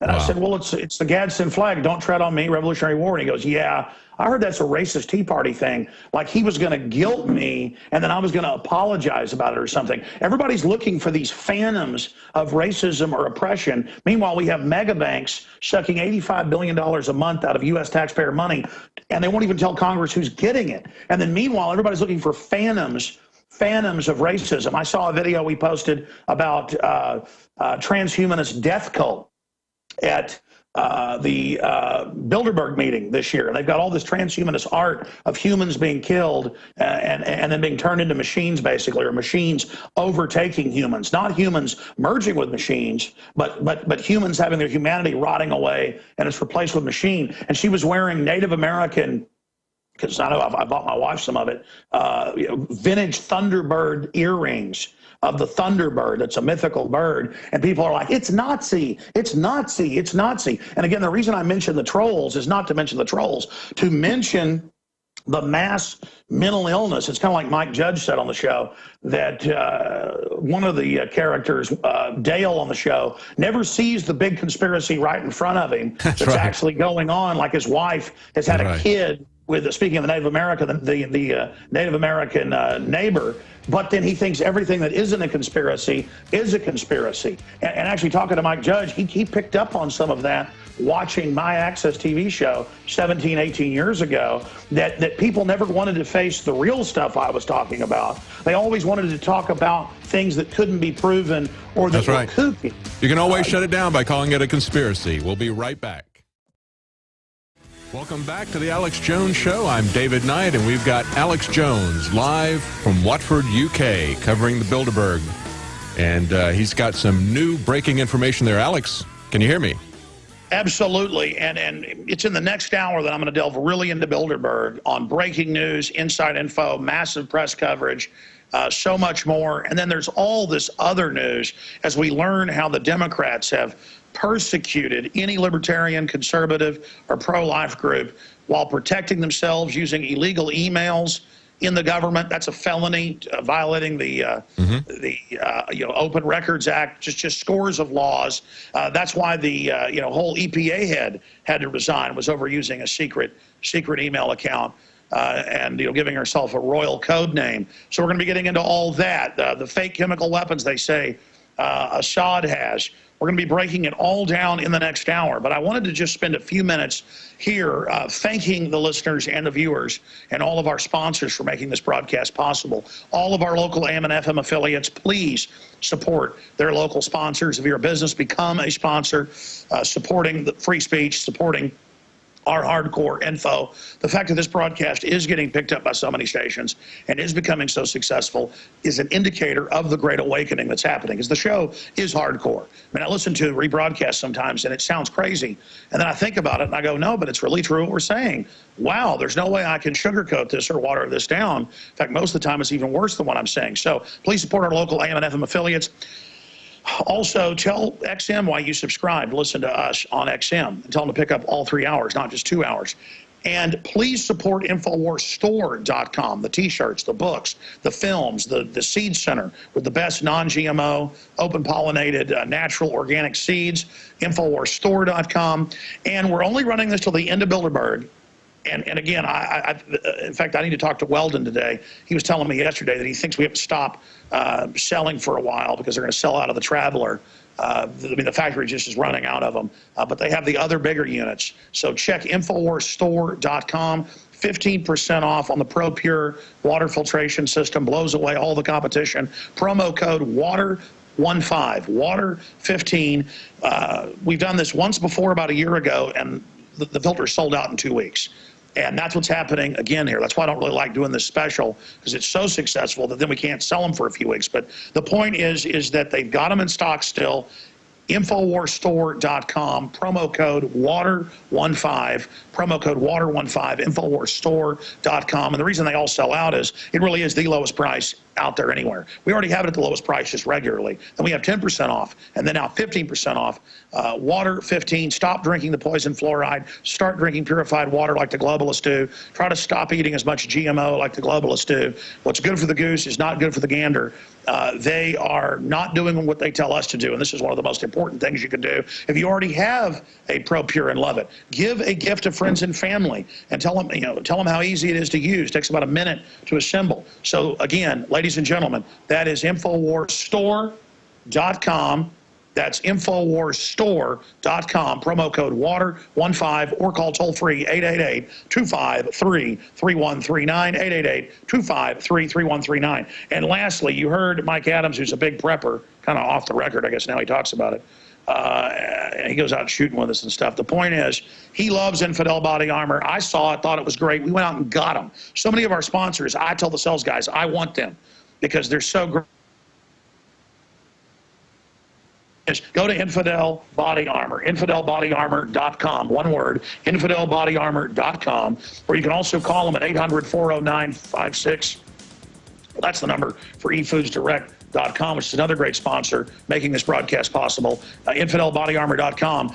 David Knight, you actually have the phone number there for Infidel Body Armor, don't you? Can you give that to people? That's right. It's 888-608-6605. This stuff is great. I've got it right here in the studio. I mean, it is incredibly heavy. This is amazing armor. Absolutely. This is the kind of armor you generally would use in your house or in place or when driving in a vehicle. All right, coming up in the next segment when some stations join us, I'm going to get into the latest Bilderberg news in detail, what we've been witnessing, the press coverage, and some really important inside information that I've been able to receive. So that is coming up. I'm coming to you from just northwest of London in Watford, just about a mile away from the Grove Hotel. We were thrown out of there last night. I'm going to talk about that coming up. I'm also going to talk about Stonehenge. I went to Stonehenge today. And let me tell you, I thought it would be overrated. Not overrated. And I'm going to tell you about that coming up, or maybe I shouldn't. But it was definitely very interesting. Very like a magnetic vortex. I mean, I think it's scientific, not spiritual. I mean, I was like walking up going, oh, big deal. And I was like, buzz. I mean, it was, and the guy's like, oh, the tour guide goes, oh, I noticed you just walked across the ley line. Mm-hmm. And I was like, wow. I mean, I liken it to when there was a Faraday cage at the Mid-American Museum outside Hot Springs, Arkansas. I shot video of this, played it on the nightly news. It's on YouTube. And when they turned it on, even though we were in the bleachers 30 yards away and it was inside a Faraday cage, my hair stood up. I felt electric, but it kind of felt assaulting, like bad energy. It felt, kind of tingly and weird. This was incredibly positive. And obviously they don't let you get near the stones now. There's 1 million people plus a year ago there. I just wanted to go grab and touch those things. And again, I wasn't expecting anything. I'm like, oh, big deal. I've seen big ruins. I've seen big pyramids in Mexico. I've seen it all. Big deal. This is overblown. And so we're just walking up the thing. I'm on the phone talking to the office going, let's get this ready. I'm like, whoa. And man, it's amazing. So I kind of already told the story, but I'll tell that at the bottom of the next hour when Leanne McAdoo and Paul Watson are here. They all felt it. Reeves felt a little bit. The tour guide said, unfortunately, he doesn't have the magnetite or whatever it is in his brain. He's because that's what scientists think it is. As fish and other things have it. Some humans have higher deposits of it. They're not exactly sure about the science, but it's how birds use magnetic lines to fly south. It's how bugs know how to migrate, stuff like that. And he said he wishes he had it. But he said, in fact, he said it was strange that 3 of a party of 4 had it, as he said. And he said he's not even a religious person. He was like an atheist professor guy that works out there. But he said definitely it's a magnetic vortex. All right. I already kind of told the story. That's the thing about my show. I don't really build stuff up unless I'm not ready to cover it yet. And I'm kind of focusing my mind to be able to go over all the facts. But David Knight, do you have any comments about Stonehenge before we come back and get into Bilderberg? Yeah, I have a personal story. We went there in 1980. My wife and I went there. And she's always remembered that. We pulled up, and it was before they had the fences out there. And we just pulled up in the middle of January. It's very, very cold, very bleak. Got out of the bus, drove off, and we were the only ones there. And it just really scared her. I'm kind of from an engineering background. I'm like looking at this. Well, how did they build that? How did they do this, that? But she was just totally creeped out about it. She didn't feel the magnetic thing that you felt. But when we came back, she would always tell people, I'd talk about Stonehenge, and she'd say, oh, it was horrible. There was no place to hide. And, no place to hide. And then one of our friends said, I'm going back. Yeah. Listen, I'm going back, okay? I'm going to go move by that thing. I mean, I felt so energized. I felt like I was 18 again. Wow. And I hate to get into mumbo jumbo, folks. I'm telling you, it was real. I was like, whoa. That's pretty amazing. Yeah, she was just freaked out by the place, and she didn't even really know the full background of it. It feels like a presence. Mm-hmm. Mm-hmm. But yeah, maybe that's what she was feeling, but it really did spook her. Really did spook her out. She said there was no place to hide, and that's what our friend said. It's like, yeah, when I go someplace, the first thing I'm looking for is some place to hide. So. It's pretty amazing. It's pretty amazing. My mother said she liked it. So did my dad, and said she could feel the presence of the place. It's more than that. It's you walk. Look. Well, it's like sticking your finger in a light socket. It's like you walk over this line. We'll be right back. We'll be right back, Alex. Okay, ladies and gentlemen, we are now 8 minutes into the second or third hour of the worldwide broadcast. I tell you, it takes some getting used to being 6 hours ahead of Central Time, 5 hours ahead of Mountain Time. But we are broadcasting worldwide. Thank you. Thank you so much for joining us here today. Again, I am your host, Alex Jones. And if you're a new listener, we have traveled to London, England, to the rural suburbs northwest of there, to Watford, to cover the massive anti-globalist, massive anti-New World Order, massive anti-world government protests that are going to be happening. And there is unprecedented coverage of this. It officially kicks off Thursday and runs through to the end of Sunday evening. Some of them go home Sunday evening, others go home Monday. I will be here until Monday, riding shotgun back in the States Coming to you from Austin, Texas, is David Knight of Infowars Nightly News, and I've been able to listen via the free iPhone app when we were driving through traffic back and listening to the show. Sounds great, and it's just great to have people like David Knight that can, just come from a engineering background, but also doing some advocacy work, exposing global warming as a fraud and all that. To have him step in and be doing a big national show like this. So hats off to David right there in the studio. Now, let me get into the news here. First, let's look at drudgereport.com, and then I'll get into our inside news and information. Center column of drudgereport.com has the mainstream news coverage of this, and also Infowars.com coverage of it. And the fact that you've got Business Insider, International Business Times, BBC, London Guardian, Sky Television, and dozens and dozens. I mean, usually every morning I type in Bilderberg and click news on the search engine to see, and it's usually about 15, 16 articles a day lately. Now it was over 50 today. And it's been on television here locally, on Channel 4, on Sky, on BBC. Because I've been talking to the activists, they've been seeing it. So this is very, very exciting that, again, a group that didn't exist, I keep repeating this, we were crazy, we were insane. New York Times, just 4 years ago, said I'm insane, that I was just running around in a parking lot imagining black cars and men in sunglasses following us, that kind of stuff. But now they're discredited.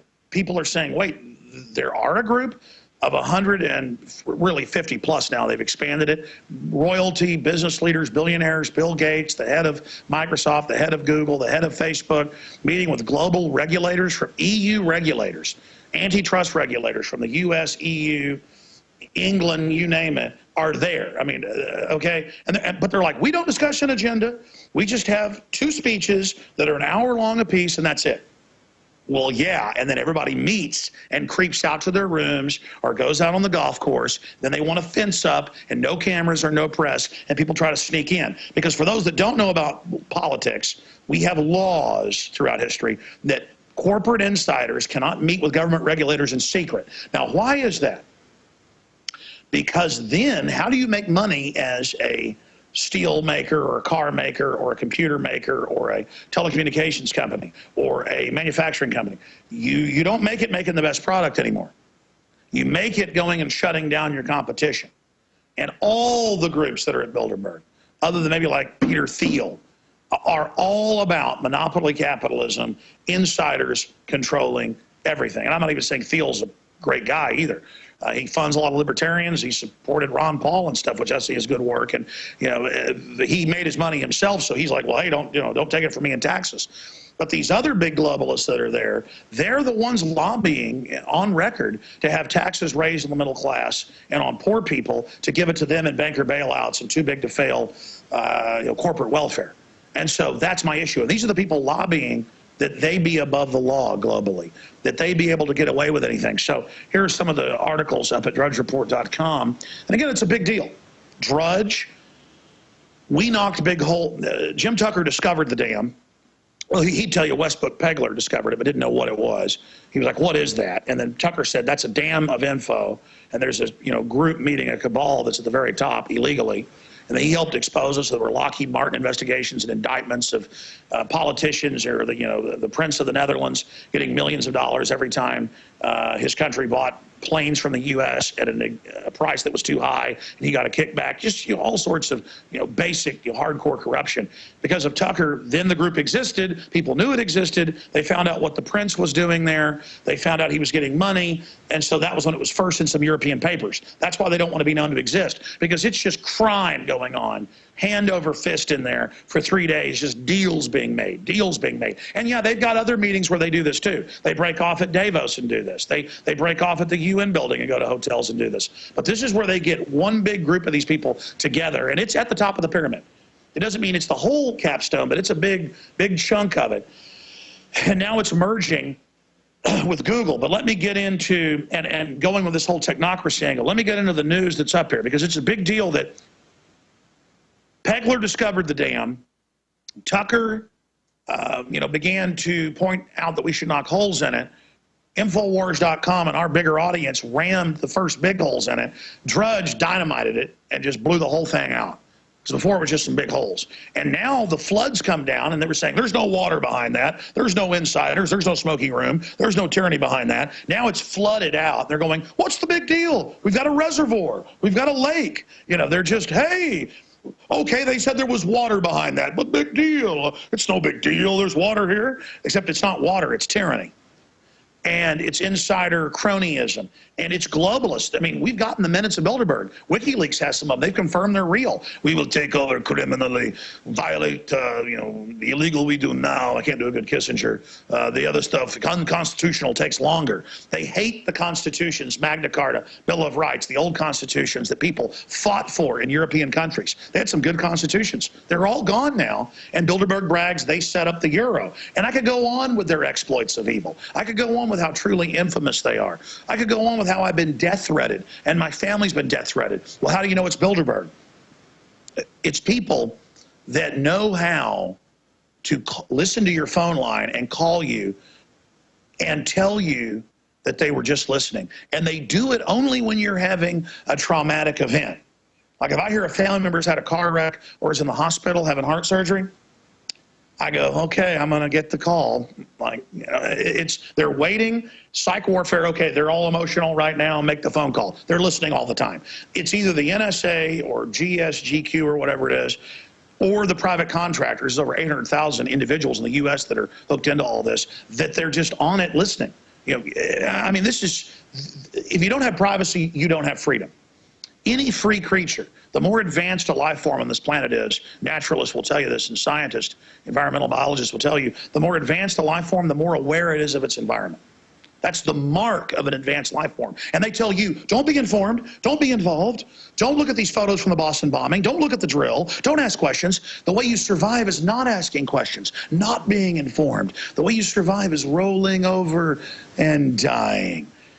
So that said, here's some of the headlines. Bilderberg sets up unofficial press office for first time in 59-year history. And Charlie Skelton's over there. We need to get over there. He's been calling us all day. Max Kaiser's calling in to be on the show later in the week. David Icke's going to be in here. It's going to be just absolutely jam-packed Thursday and Friday here on the broadcast. We're going to get Skelton on. They've been trying to get us over to that. So that's a article here. And we're going to get to that in a moment, more detail. And then we've got no-fly zone enacted over meeting. Well, actually, the cops told us off record, but we can say it just off record who said it, and I'm meeting with one of the head cops tonight for dinner, that no, we believe terrorists are probably going to strike. That's the breaking news, is that they're like, we believe this is a target, and we've gotten unspecified, you know, threats that this could be it. Like a Bilderberg person calls in the thing, like in Switzerland. You know, they don't never mind this famous voice. It's not Henry Kissinger. It is going to be an attack. You know. And so, and of course, I'm joking. There's not going to be an attack. I'm quoting the hypothetical attacks, but they're using that to erect this big steel fence.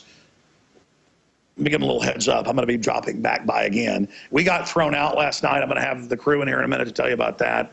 That was quite a service. We go and we're eating dinner in there, and the head manager comes in and is just shaking, turning red. Alex, I'm thinking that maybe that no-fly zone might be so that you don't put up some kind of a surveillance drone on them, don't you think, maybe?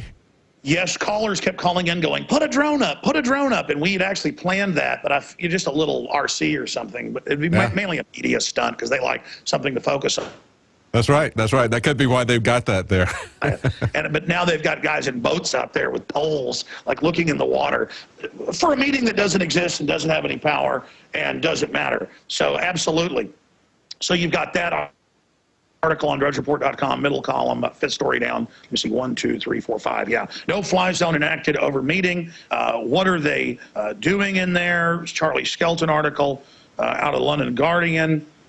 It's all up there. The week ahead, Bilderberg 2013 comes to the Grove Hotel, Watford. And coming up, we're going to look at the agenda, which actually is written to be dry, but it's cryptic when you know what the agenda really means. But really the big breaking news here is this. They are completely freaked out and have threatened to fire people that are managers at the hotel if any photos even get out from a distance. So the hotel is putting pressure on the local police who we've talked to, who really know their stuff. And actually, if they aren't listeners, they're Academy Award winners, because they really know their stuff. And I mean, they really have shown that they understand what this group's doing. They're having pressure by the mayor. I don't want to say, we're going to go to break here in a moment and come back with this, but they've had pressure by the mayor, who's put down any protesting or demonstrating or media, to basically shut everybody down. And the police basically quietly are not going along with all of this. We had the Grove calling police on us last night and the day before, and the police wouldn't do anything for the G46, or what's it called, Watson? G4S. Yeah, G4S security. We'll be right back. Stay with us. Ladies and gentlemen,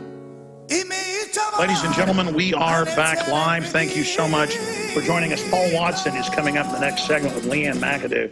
You can see the pages after pages of notes he's got here of inside intel that we've been gleaning and gathering, and I'm so hyper I can't ever even get to any of it. And we're going to tell you about our Stonehenge experience coming up as well just hours ago. But continuing here with why this is such a big deal, I've talked to multiple insiders. I'll just leave it at that. Inside the hotel, you name it. They're totally freaked out that we have all these insiders.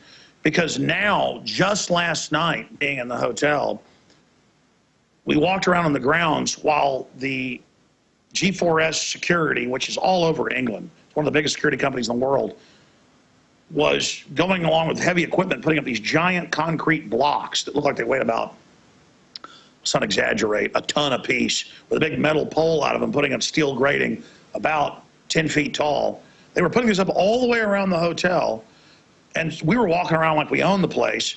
So we're going up, talking to security, getting photos, discussing everything. And then as it gets dark, we go into the hotel restaurants. They have 3 of them, and one of them was full. He said, go to this other one. So we go to this other one. It's all packed full of people. We sit down. The waiter comes over and is looking at me. I could tell he knew who I was, but I didn't say anything. He just learned that, that look. I go over to get food, and a female worker, I'm not going to describe her in case they know who she is, she comes over and she goes, I just want to say we appreciate in a British voice what you're doing with your team, all of you.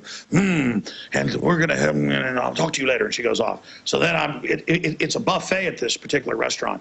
So then I get down to the end, and another person, a gentleman, comes over. Again, I won't describe him. And he goes, actually, maybe I shouldn't even tell these stories. But the point is, it doesn't matter. They know half their crew's listeners anyways. It freaks them out, and he tells me, how did you even get in here? They run us through the ringer to even get in the building every day. Well, we waltz in like we own the place, just like the global crime syndicate does. They rob the world, but do it like they're doing a favor and have red carpets and get awards for doing it. Thank you for $85 billion of your money a month. We saved the economy. It's you who are lazy, not paying enough, when almost all the tax money goes to these fat cats. And they're busy trying to destroy the economy so their wealth has more value. They don't just steal it. They didn't want to ruin us, so they're the only ones with any money. I mean, they're going to steal from me, at least come back and spend it with me. I mean, it's like, but see, they're so evil, they get that. If they steal it, then spend it, we might be okay. They want it, they're totally greedy, man. I mean, this is absolutely out of control. It's the old saying of, you can do you know what to me, but you can't rub it in. I mean, this is just completely out of control.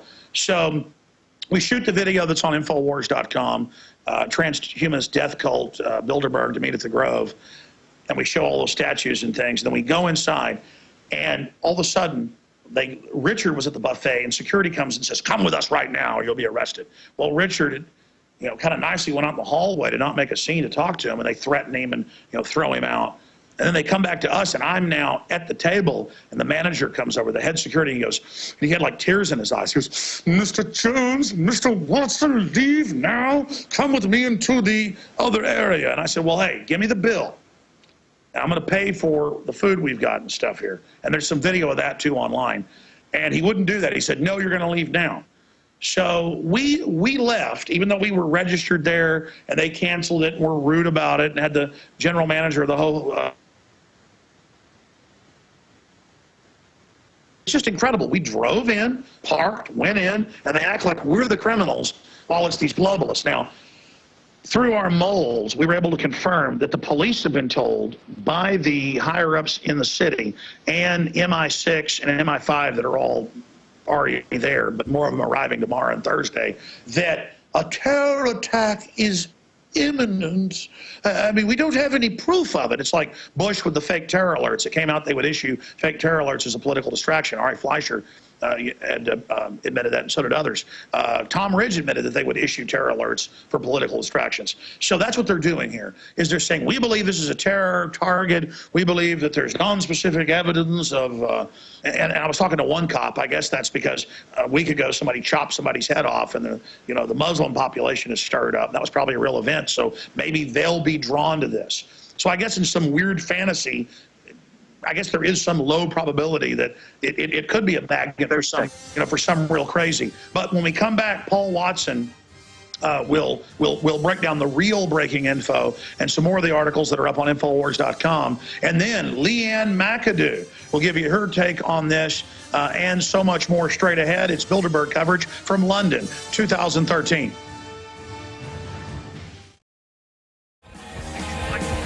I tell you, I'm your man. You win some, lose some. It's all the same to me. Well, not really. I will gamble on liberty every time, because it's not a gamble at all. It may look like a gamble. I don't go gamble at casinos. I gamble my life, my name, my honor, my treasure on liberty, because it's animating. The animating contest of liberty, the fire that seethes in the minds of men. That's what life's all about, really living, really being strong, trying to empower others, trying to teach others, trying to have others teach you, building upwards and onwards. That's what it's all about. We have massive breaking Bilderberg news that we've got to get in written form. Remember, it's like 7 o'clock at night. What, 7:34? Yep. We got to meet with the police in about an hour. I'm going to do a little bit overdrive, though.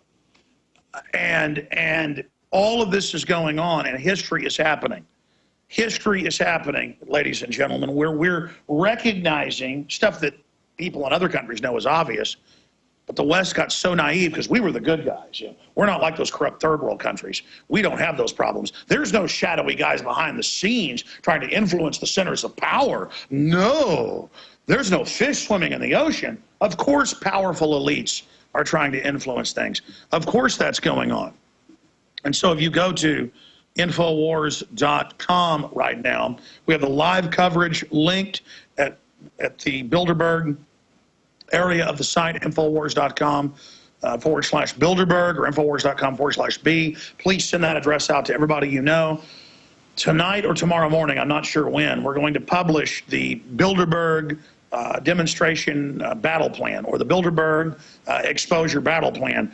We already published the maps in an article last week. We're going to publish them, where we've been, where we think the best vantage points. One reason Paul hasn't gotten the article out yet, go ahead and grab that, sorry I dropped it, is that we've now reconnaissanced it several times ourselves. I want to go back tonight and run another reconnaissance on this. And obviously I'm telling them that we're coming, because when they show up like idiots, all acting scared of us, it's better kind of like production quality. What do they call that in that movie, Super 8, where the kid wants to shoot the scene with the train coming by? And he goes, it's production value, to have these idiots running around in the background. The point is, literally, these security guys like jump at us like we're going to grow 18-foot fangs and eat them. You've got your whole list here, but I want to be able to mark a map and then screenshot that of where we think the best vantage points are for people to get shots. And then again, that'll give the police a place to go try to stop them, but it won't matter. It's such a giant perimeter. But it's mainly on that backside entrance where you get the shots into the helicopter pad and where they're going to be at, Watson. So I want to talk to you about that. The problem is we've got too many ideas, too much victory to be able to kind of have all the victories. But why is Amazon's Jeff Bezos attending the 2013 Bilderberg conference? It's all how they get out of taxes. And whereas I in the defense not having to pay internet sales taxes, get it. It's still, they're only doing it from their position. He's not lobbying for me to be able to keep my money and spend it as I see fit and have a free market economy where my voting with my money, my dollars, my pounds, my euros, my shekels, rins, yans, then has an effect and builds the world that individual ideas want to build. It has to be what the Bilderberg Group and the UN and the globalists want to build. But Bilderberg's 60-year trajectory exposed, powerful article up on Infowars.com. No-fly zone enacted over Bilderberg meeting. Michael Savage on danger of Bilderberg 2013 and New World Order. Good job to Michael Savage coming in for the big win, joining the team. Bilderberg authoritarianism destroys humanity. Bilderberg security kicks out Alex Jones. Bilderberg 2013 transhumanist death cult. Amazon and Google chiefs join with corporate tax avoiders at annual Bilderberg confab. That's just some of the news, and all the other world news is under that at prisonplanet.com and Infowars.com. But without further ado, I want to bring Paul Watson in, a native of Britannia, to give us his take, and so much breaking news, so much inside info, and also to get into what you thought of being thrown out of the hotel last night, and of course the day before you were also thrown out by them, even though you were booked there. We're coming back today as well, so just the fact that we're telling them we're coming will have even more security out. It'll be easier to penetrate that way. They don't understand terminology of strategy. But Watson, I will stop my perseveration. Give me your general take on how big this is, the breaking news. Well, what's interesting? Hold on, they just lost me? Okay. Back yet, just came back. We are back live here. Thank you, guys. Go ahead. Yeah, some of the breaking news just came out in the last hour is the fact that the mayor of Watford, after first calling us, insinuating that we were... You got to speak up and get closer to the mic, or we need to turn the mic up. And in fact, should we go to break and come back with this, or are we good? Okay, just turn him up. Go ahead.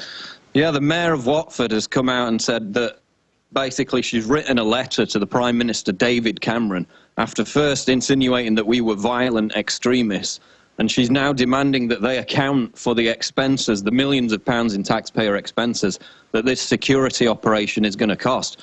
And this is also after a prominent politician here locally came out and basically said the same thing. So for the first time, it seems a Prime Minister of Britain is going to have to address the Bilderberg meeting because, of course, Tony Blair lied in front of Parliament saying he never attended the meeting, whereas in private he told Luke Radowski that he did. So it looks like David Cameron is going to have to address the fact that Bilderberg actually exists, is a real meeting of 120 of the world's power brokers, and the Watford mayor, after first demonising us, now appears to be on our side, and they're asking for answers. Because how dare us want to know about what's going on? Well, exactly. I mean, this ring of steel that you talked about to protect, you know, us from them, to protect them from us, whatever you want to look at it. It's amazing because they've got actual criminals who were over the LIBOR scandal. They've got HSBC people fined for laundering money for terrorists and drug lords. What's wrong with laundering money and running drugs and terrorists? And I mean, what's wrong with fixing interest rates? So, yeah, and, you know, Peter Sutherland responsible for the subprime mortgage collapse. So we've got actual financial criminals who are laundering money for terrorists and drug lords. And, you know, no wonder they don't want to be looked at. And yet we're the threat. Why are we the threat? They're the threat to us. So why have they spent all this money erecting this ring of steel to protect them from us? We should be being protected. Well said, Watson. Another thing is they're discussing big data at Bilderberg this year, which basically means creating the surveillance database system, spying on social media. Yeah, I need to get into the agenda. That's the big thing I was supposed to cover. The agenda, yeah. That's the secret ingredient of Eggs Erroneous. But at the same time, Alex, the DHS over in America is talking about the exact same thing, big data. They use that very same term. Because term. they create the talking points and then hand them down to the minions, but then the talking point has compartmentalization within it. Precisely. So, you know, Google, Bilderberg, DHS, they're all very much on the same page in the exact same week, talking about the same issues. It's amazing. Watson, continue with what happened last night. Describe that. Basically, we went up to the Grove Hotel again. It was my third visit. It was Alex's first visit, obviously, because he only landed yesterday. We walked around the grounds, took some pictures of the gardens, the skeleton statue. We tried to go and eat at a separate restaurant that's near the back of the property, quite out of the way. That was full. So we were directed to go to the main restaurant, which is right next to reception in the actual hotel itself. We got in, we sat down literally within 10, 15 minutes. the security were on us. First, they kidnapped Richard Reeves. He suddenly disappeared, and Leanne told me that they'd taken him away. At that point, Alex was out getting dinner because it was It's a like buffet. in a fancy restaurant with like violin music playing. Like guys grab Reeves, he disappears. But before that, several members of the hotel staff actually came up to Alex and said, you know, we're fans, we support what you're doing. So they're aware of it, which is why the security is so scared of us being there in case we get sources out of the hotel staff. And wait till the Bilderberg guys are so rude to him, they'll all be on our side. Hillary's like, don't you look in my eyes, you bastard. I've talked to Tucker and others that have talked to multiple witnesses, and then she'll have them fired if they look at her. And those memos got leaked like 15 years ago. You don't look at her. Precisely, and I mean, a lot of these people are billionaires, and yet routinely we hear from the hotel staff at these Bilderberg meetings that they don't tip. They don't tip at all, even though they're billionaires. So that's why the staff at all the hotels get really, you know, pissed off with these Bilderberg members, and then later they leak information to Jim Tucker, God rest his soul, now other people who are taking over. So, yeah, basically we were in there. Richard Reeves got kidnapped. I came back to sit down. Alex was out getting the buffet dinner. They went obviously shoveling carrots down my throat. They went to get Alex. They went to speak to Alex, told us to leave. They then came to the table, told me to leave.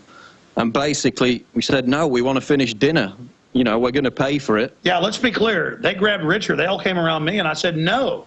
And then waddled back over with my food. And I kept eating it while they were standing around the table with all these people looking at us. Describe that. Yeah, apparently all the people around us would, you know, they were aware what was going on. Some of them, they knew we were media. And these security guys were just kind of hanging out outside a door that was 5 feet away from our table. They were also at the table. They were at the table. Then we said, no, we want to finish our dinner. So they were hanging out behind the door, peering through the window. And we were just sat there trying to finish this dinner, which we were going to pay for, including an expensive bottle of wine. We did manage to finish probably half of it. And then we picked up the cell phones, started rolling the cameras, and started walking outside and talking to these security personnel again. But the head of security literally was shaking and had tears in his eyes. Well, that's what he looked like the first time when me and Richard went there. And I mean, I don't know why he's so concerned. All we're doing is eating dinner. Eating carrots. Shoveling carrots down our throats, taking some pictures of a garden. What possible threat is it to their security? No, but I mean, it's okay if you rob the whole world. Just don't eat carrots. Yes. You can launder money for terrorists and drug lords, but just don't eat carrots. You can put Al-Qaeda in Libya and Syria, but just whatever you do, don't have a Chianti and the carrots. Exactly. Don't take picture of the skeleton statue. So basically, we were talking to them, we were filming them. They escorted us outside. Eventually, we got in the car. We were talking to them the whole way. We started driving out of the property. We were followed by a security guard in a separate car behind us, who then did some weird thing where he kept reversing and almost crashing into the side of the path, because me and Alex got out of the car at the exit. No, he was menacing our van with his back of his truck. Yeah. And then he like ran into something up again. That was ridiculous. So then me and Alex got out of the vehicle while Richard and Leanne drove away in the bus, in the car. And apparently the police soon arrived after that in the general vicinity and were pulling over other individuals, which they may have mistaken for us. We're not sure about that, but that could have been what was happening. But, you know, the police turned up at the hotel last time when me and Richard were there and did nothing. They turned up outside, got out of the police car and just walked around to a different side of the building. So the police don't seem to be too keen in getting involved. Well, no, I've talked to our sources. They were just told, they were basically told a BS story last night. Then, no, we rolled down the window and talked to them. Yeah. They didn't stop us. Oh, no. Yeah, so they don't want to be involved. The whole deal is they get it, they don't like it, and they're like, why don't they have their own security? We don't have to sit here and treat everybody like criminals. Exactly. So that's what's going on that front. We're going to go to break in a few minutes and come back with a final segment in the main show with Leanne McAdoo, and then I'm going to continue with Bilderberg News 2013.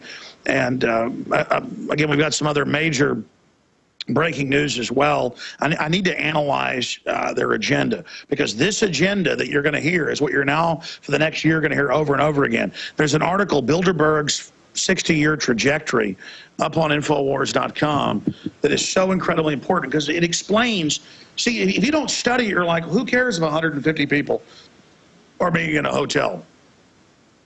when you realize this is one of their big secret meetings at the top of the pyramid that has been unearthed. And I use this analogy with David Icke yesterday because I've watched Discovery Channel shows or History Channel shows like all of you have.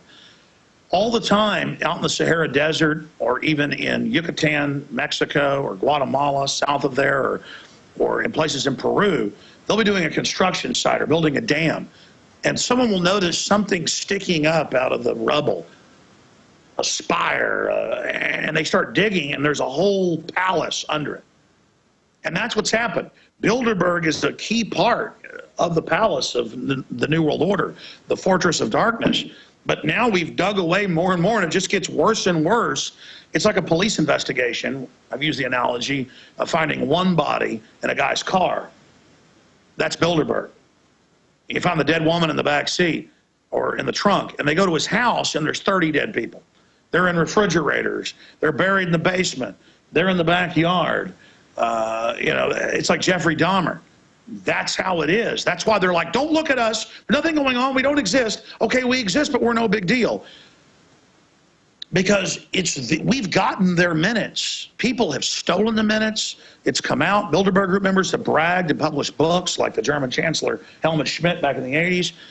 And he's like, what's wrong with world government? Yeah, we're going to take over and merge with machines and bring in world government. I mean, why not? It's the next hip thing. And I don't even think Helmut Schmidt's an evil guy. You know, it's kind of like Carroll Quigley. He goes, I believe in world government. And I believe in, you know, getting rid of the family and setting up a planetary rule. I mean, if we don't, someone else will. I mean, might as well be us in charge. I mean, everybody deserves to live a little. I mean, you know you want to be part of it. Come on. You can join the team. It's like a quote out of They Live. Remember that part where he goes, glad to see you got here, boys. Might need to get yourself a little bit fancier duds now that you're on the team. Good to have you here. Haven't got one of these little watches yet? They're great for communication, but also disappearing if you want to. I mean, have you ever seen They Live, McAdoo? It's based, that whole movie is an allegory where Rowdy Piper has to beat up his black friend, forget what his name is in the film, to make him put the glasses on. Because it's so easy. You put the glasses on, you start looking at what's really going on in the world.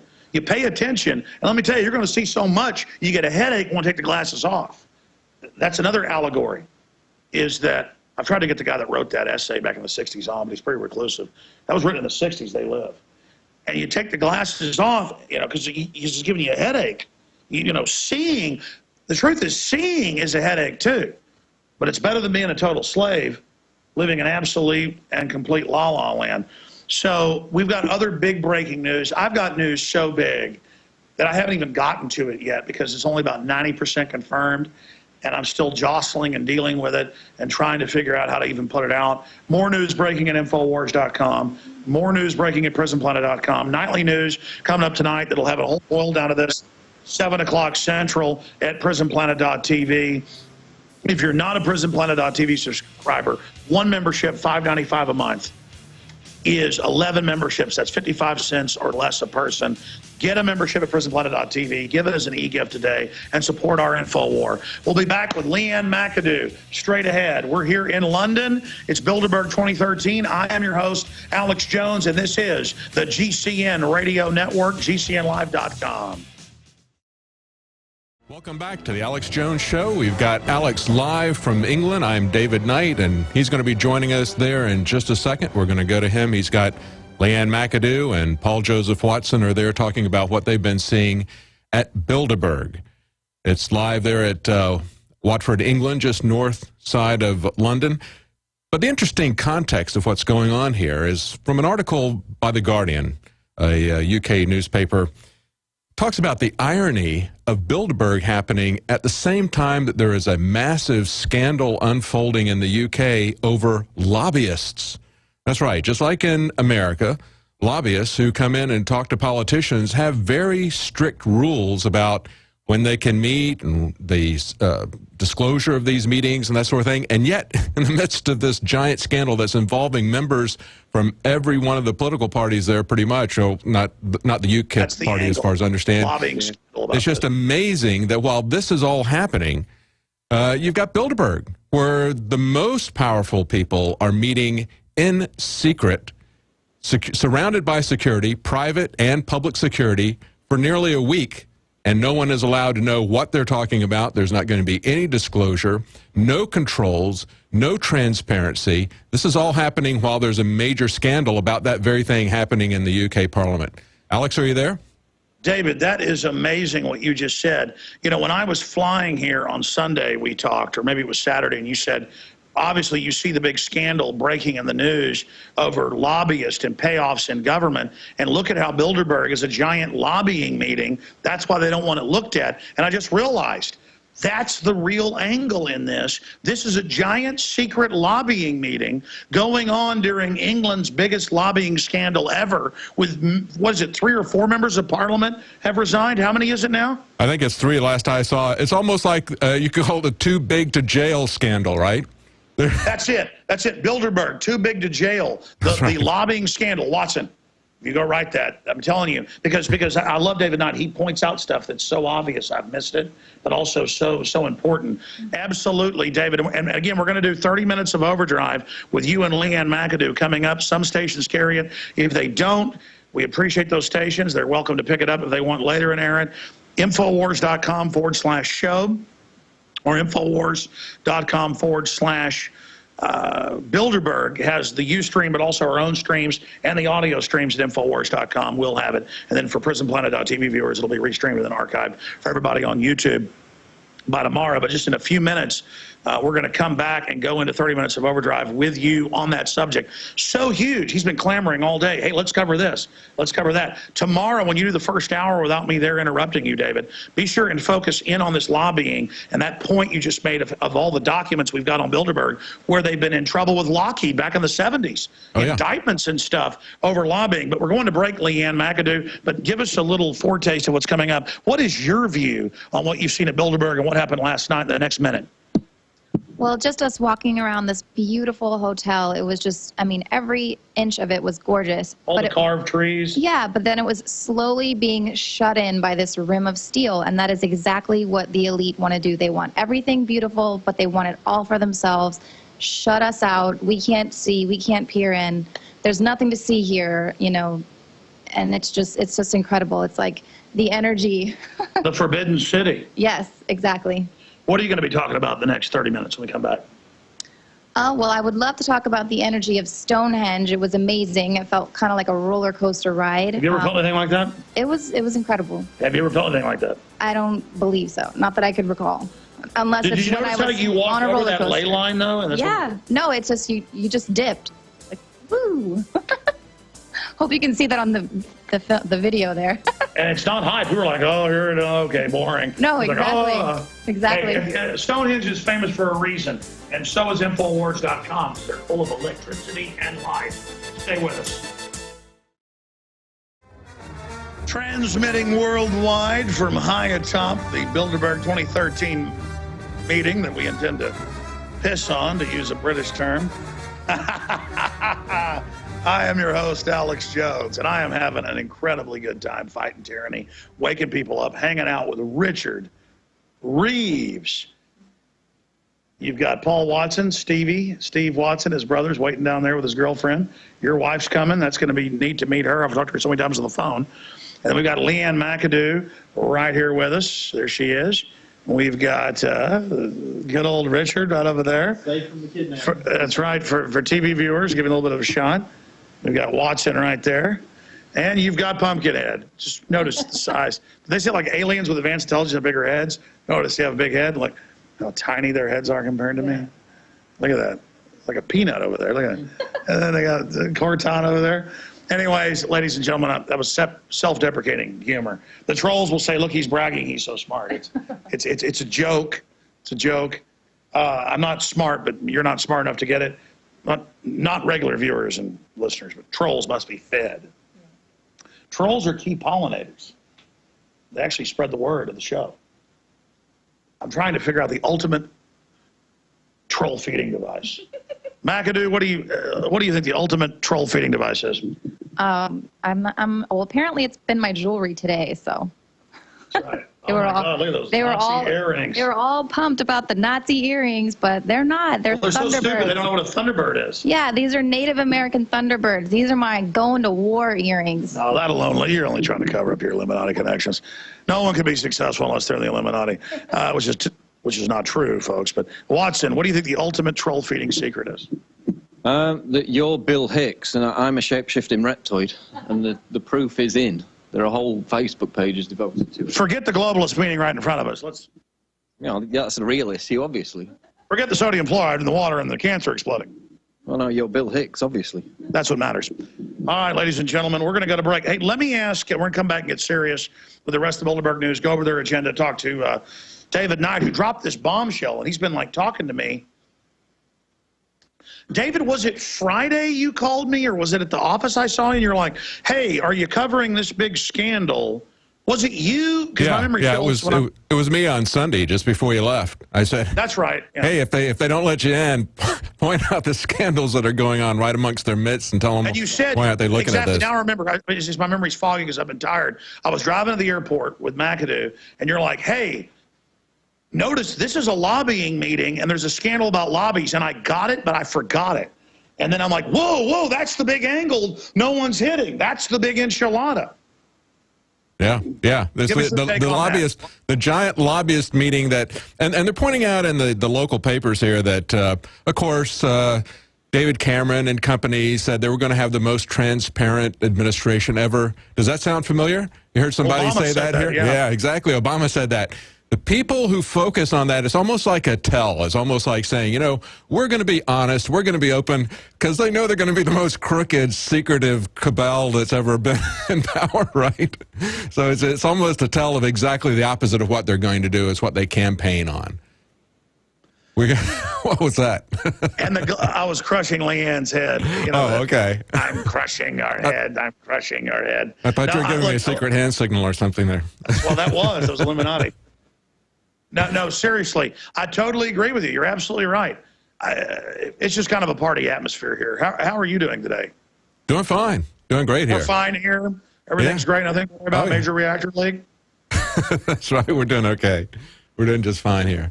No, but seriously, the Death Star is orbiting at maximum velocity here, and we're here trying to expose the Death Star exists.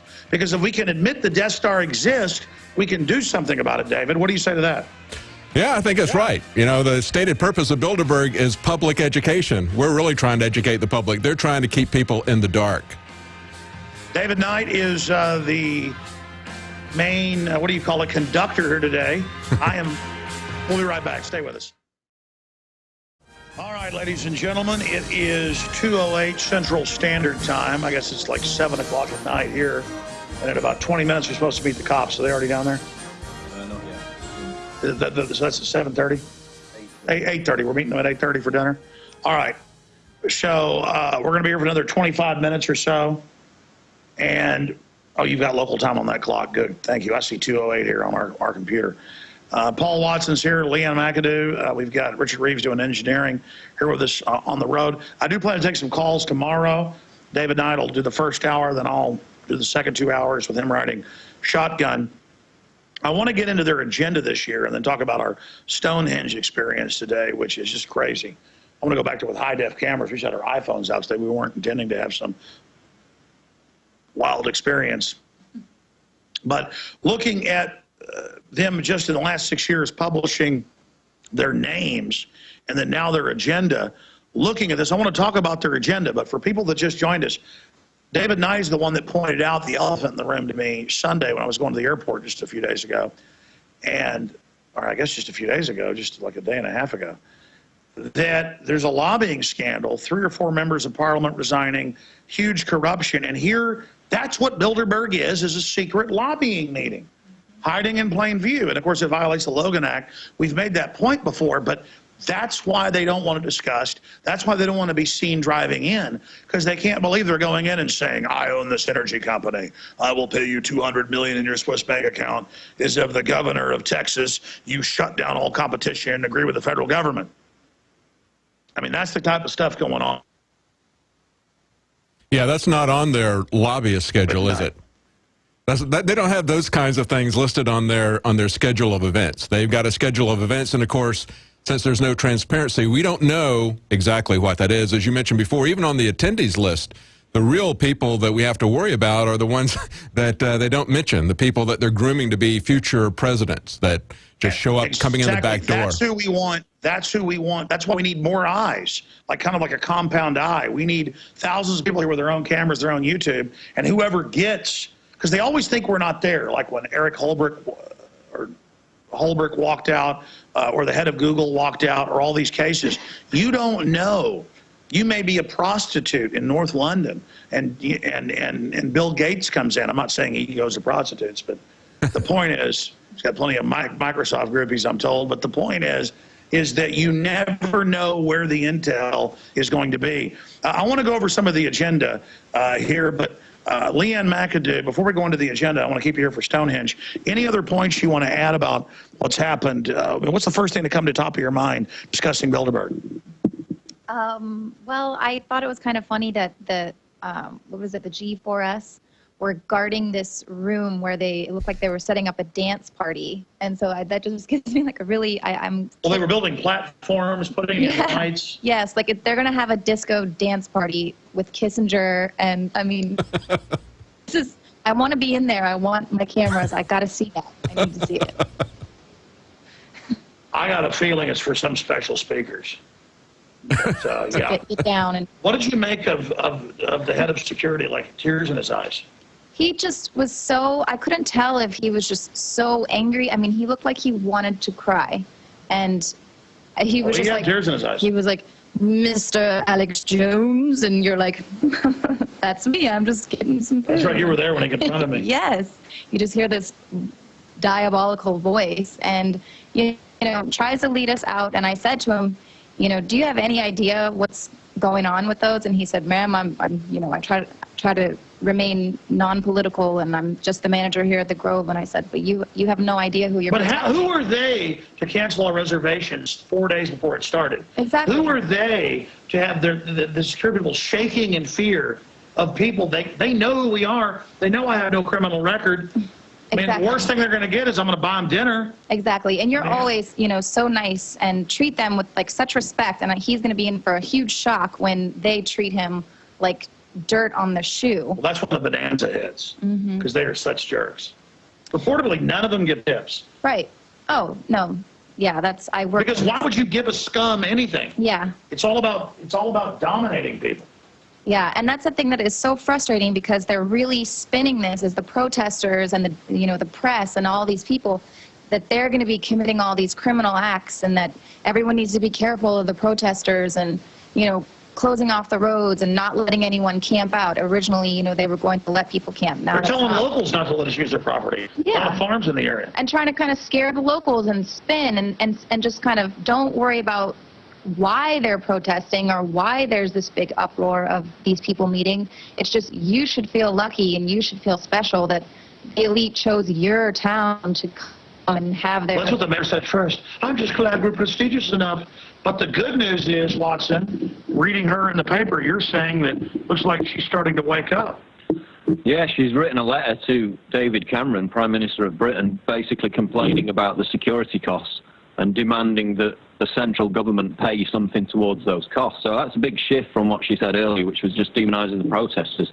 But what's also interesting is that the Grove security said that they were non-political in their actions in turfing us out, because my complaint was that we were being discriminated against based on our political views. And by the way, that's a British anti-EU law. Yeah, it's illegal to do that.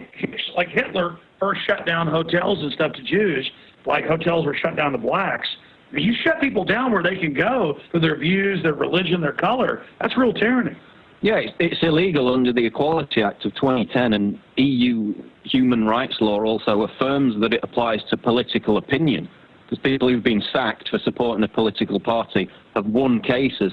People who've been denied services in hotels based on that same law have won cases. So the fact they said, oh, we're non-political. It's very humiliating to book something, you've done nothing wrong, and then you can't be there. You're treated like a criminal. Yeah, and it's not like we were trying to access secure areas. We were in the garden. Slimy lobbyists want to meet and engage in crime. Exactly. Going on to the agenda, though, I noticed the top of the list is, can the US and Europe grow fast and create jobs? Which is pretty ironic given the fact that back in 2006, before it happened, Daniel Estulin predicted the housing collapse in America. Because he had the source. They were going to the source, yeah. That was the big banker that was over that big production house. And that was in Canada in 2006, Bilderberg. No, they own China. They're deindustrializing us on purpose. So everything they put in the agenda is the opposite of what they're actually doing. Exactly. We want to give you jobs. We're going to go over the trends right now. Okay, give us the trend you want to talk about. Well, I'm just curious, I mean, touching on what you said about the way that they have the agenda. It's like, oh, look, it's just harmless. We're going to talk about jobs and entitlement. But the thing that's kind of worrying to me are the major trends in medical research. That's like, well, what do you have up your sleeve? Well, that's use us as guinea pigs while they discover the fountain of youth that tested all on us. Yeah. Look what our research with our GMOs have done to the humans. David Knight, you want to say anything about this agenda? Yeah, I think it's pretty amazing, just like we said before the break, that their stated purpose is public education. I mean, what a bigger lie could they come up with? I mean, here is the most secretive group you've ever seen. Absolutely. There's no oversight. There's no public information of this at all. And they call it a public education organization. And they also have it's a private charity registered in the UK that's paying for these expenses. And there's 3 people listed at the top of that charity. And the one guy, one of the 3 guys, is Marcus Agius. If I'm pronouncing his name correctly, it's A-G-I-U-S, former chair of Barclays, who resigned over the LIBOR scandal. So these are the kind of guys, I mean, you want to talk about this being pure lobbying, pure exchange of political favors done in total secrecy, and yet they have the audacity to call themselves, to say that they're about public education. Oh, yeah, this is an insider's who's who of elitist corruption. Watson? The thing that, sticks out to me is they say they're concerned about all these issues, cyber warfare, when they're behind the cyber attacks. Stuxnet Flame, it's admitted, even the New York Times admits it, that the US and Israel were behind those attacks. Problem reaction solution. Yeah, but Bilderberg's concerned about it. They're the ones behind it. Africa's situation, back in 2011, Sam Moritz, it was right before they turfed out Gaddafi. We got word that they were going to go ahead with the final assault on Tripoli. 3 months later, it happened down to a T when we predicted it. And look at Libya now. That's a total destabilization program. State Department Memorandum 200 is how to destabilize Africa and other countries, but Africa's the model, how to cut off food, fund rebels, blow up governments. And they're doing that to America and the EU and Britain. The whole European Union is just a system to take over and destroy the United Kingdom and other systems. It's economic warfare. They're on record with Kissinger. The illegal, we do it right now, immediately. The unconstitutional later. Watson? Precisely. And I mean, yeah, look at Libya immediately after they turfed out Gaddafi. Now it's a complete hellhole. So they're concerned about all these issues when they're the culprits behind them. Jeffrey Dahmer is concerned about dead bodies in his freezer. Well, precisely. And some of the other trends are U.S. foreign policy. Again, cyber warfare, they're behind the cyber attacks. Online education, that's the Ministry of Truth for the Internet, which we talked about. Propaganda on the web. Yeah, which Bill Clinton called for. Developments in the Middle East, well, now they're obviously destabilizing. Current affairs means how to spin scandals and divert it that there's no corruption going on. We're about to go to break here, ladies and gentlemen. Leanne McAdoo's here with me, Paul Watson. In the final segment, we're going to talk about our Stonehenge experiment today, which we didn't know would be an experiment, but it turned into one. Leanne McAdoo, any other points on this agenda? No, sorry. No, you're doing great. I mean, you had points you wanted to make earlier. Online education, promises and impacts, politics of the European Union. Everybody wants out of it. It's a giant crime syndicate. Developments in the Middle East. They're funding Al-Qaeda to take over. Current affairs, nationalism and populism. 1, 2, 3, 4, 5. 5 is the most important. Nationalism and populism is people trying to use old government systems that have checks and balances. They're not perfect, to try to block these globalists taking over. They want to shut that down. Nationalism and populism. Humanity is the big enemy. We'll be right back. We're nationalists. All right, folks, Infowars Nightly News. We'll have more information tonight at 7 o'clock Central. All of it boiled down for you with Jakari Jackson, David Knight, Darren McBreen, and the rest of the amazing crew. I want to say this about Stonehenge. I figured that it was no big deal because I've been to Central America, Southern North America. I've seen big pyramids. I've seen Latin American standing stones, Mesoamerican. So we said, hey, it's an hour southwest of London. Beeline right from where we are, northwest. Let's drive down there. And I see it on the side of the highway. It kind of made it like modern, but the highway is like 50 yards away from it. I'm like, oh, that's nothing. And so we get out, we park. I'm not saying I can't wait to see this. We're talking about, yeah, let's work on that story. We got to meet with these sources tonight. Yeah. And we're walking up the path. Yeah, there's Stonehenge. And when I walk across this line, it's like, bzzz, I was like, whoa. I was like, do you guys feel that? So it's not like I was expecting something. And they're like, whoa, I feel it when they were describing it. And then we went back and came back across it again. And it's like a line. It's like, whoa, you go through it and it kind of feels like freaking you out like a roller coaster, like McAdoo said earlier. And then it's like drawing you into it. And the ancients thought enough of this site with all these hills around it, but it's up above them. It's very magic that they built this there and hauled hundreds of miles, giant stones to build this. And it shows how humankind was imagining something bigger. The human potential to build spacecraft and computers and helicopters and all of this would show the creativity of humans, that they would pick up on this magnetic line and just what the energy of the earth that fish use to navigate and birds use to navigate and whales use. This is a special place because there's hundreds of standing stones just in the UK alone, Ireland, Scotland, England, Wales. But they're all over the world. And people talk about these. David Icke talks about being in Peru at some standing stones, and that all the stuff was like downloaded to him. He was like a major BBC presenter making £1 million a year, and he went off on this thing. The point is that this was mystical. There's no doubt. And I got to tell you, I'm going back while I'm here. I mean, amazing. And they don't let you touch it. You got to like sign up a month ahead, like 30 people in the morning, and at night can go right when it opens and closes and see it. McAdoo, at first I was calling him. I said, do you guys feel something? And you were all the same. Tell people briefly your take on this. Absolutely. I agree with you. It was magnetic. When we were pulling up, I was like, oh gosh, it's going to be super touristy. And it was really awkward looking because there's these ancient stones on a perfectly manicured lawn, like right next to the highway. So it was just sort of like this cheesy sort of setup. Yeah, we were like, oh, this is... Yeah. Walking up on, I was like hit by a thunderbolt. Right. And then you just walk up and you walk across this line and for me, it felt like my stomach just sort of dipped like a roller coaster. It was like, and then once you kind of cross that threshold, it was just this really strong force that just pulled you toward it. It was amazing. It was amazing. Yeah, no. Watson said, how do you feel? And I said, I feel pulled towards or against. And the tour guide, he was like a professor that goes out there, volunteers once a week. That's who they have each day as a different professor. He was a professor of Celtic culture, or I guess Celtic culture.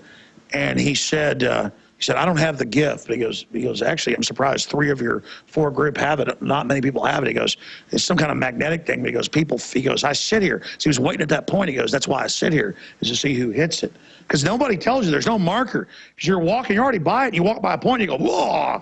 Watson, what was it like for you? Well, people have come up to me today and said the same thing. When you hit this point, you get affected by this energy. And he was a science guy. He was saying, I'm a physics PhD. Yeah, I don't believe in religious. I don't believe in any of this stuff.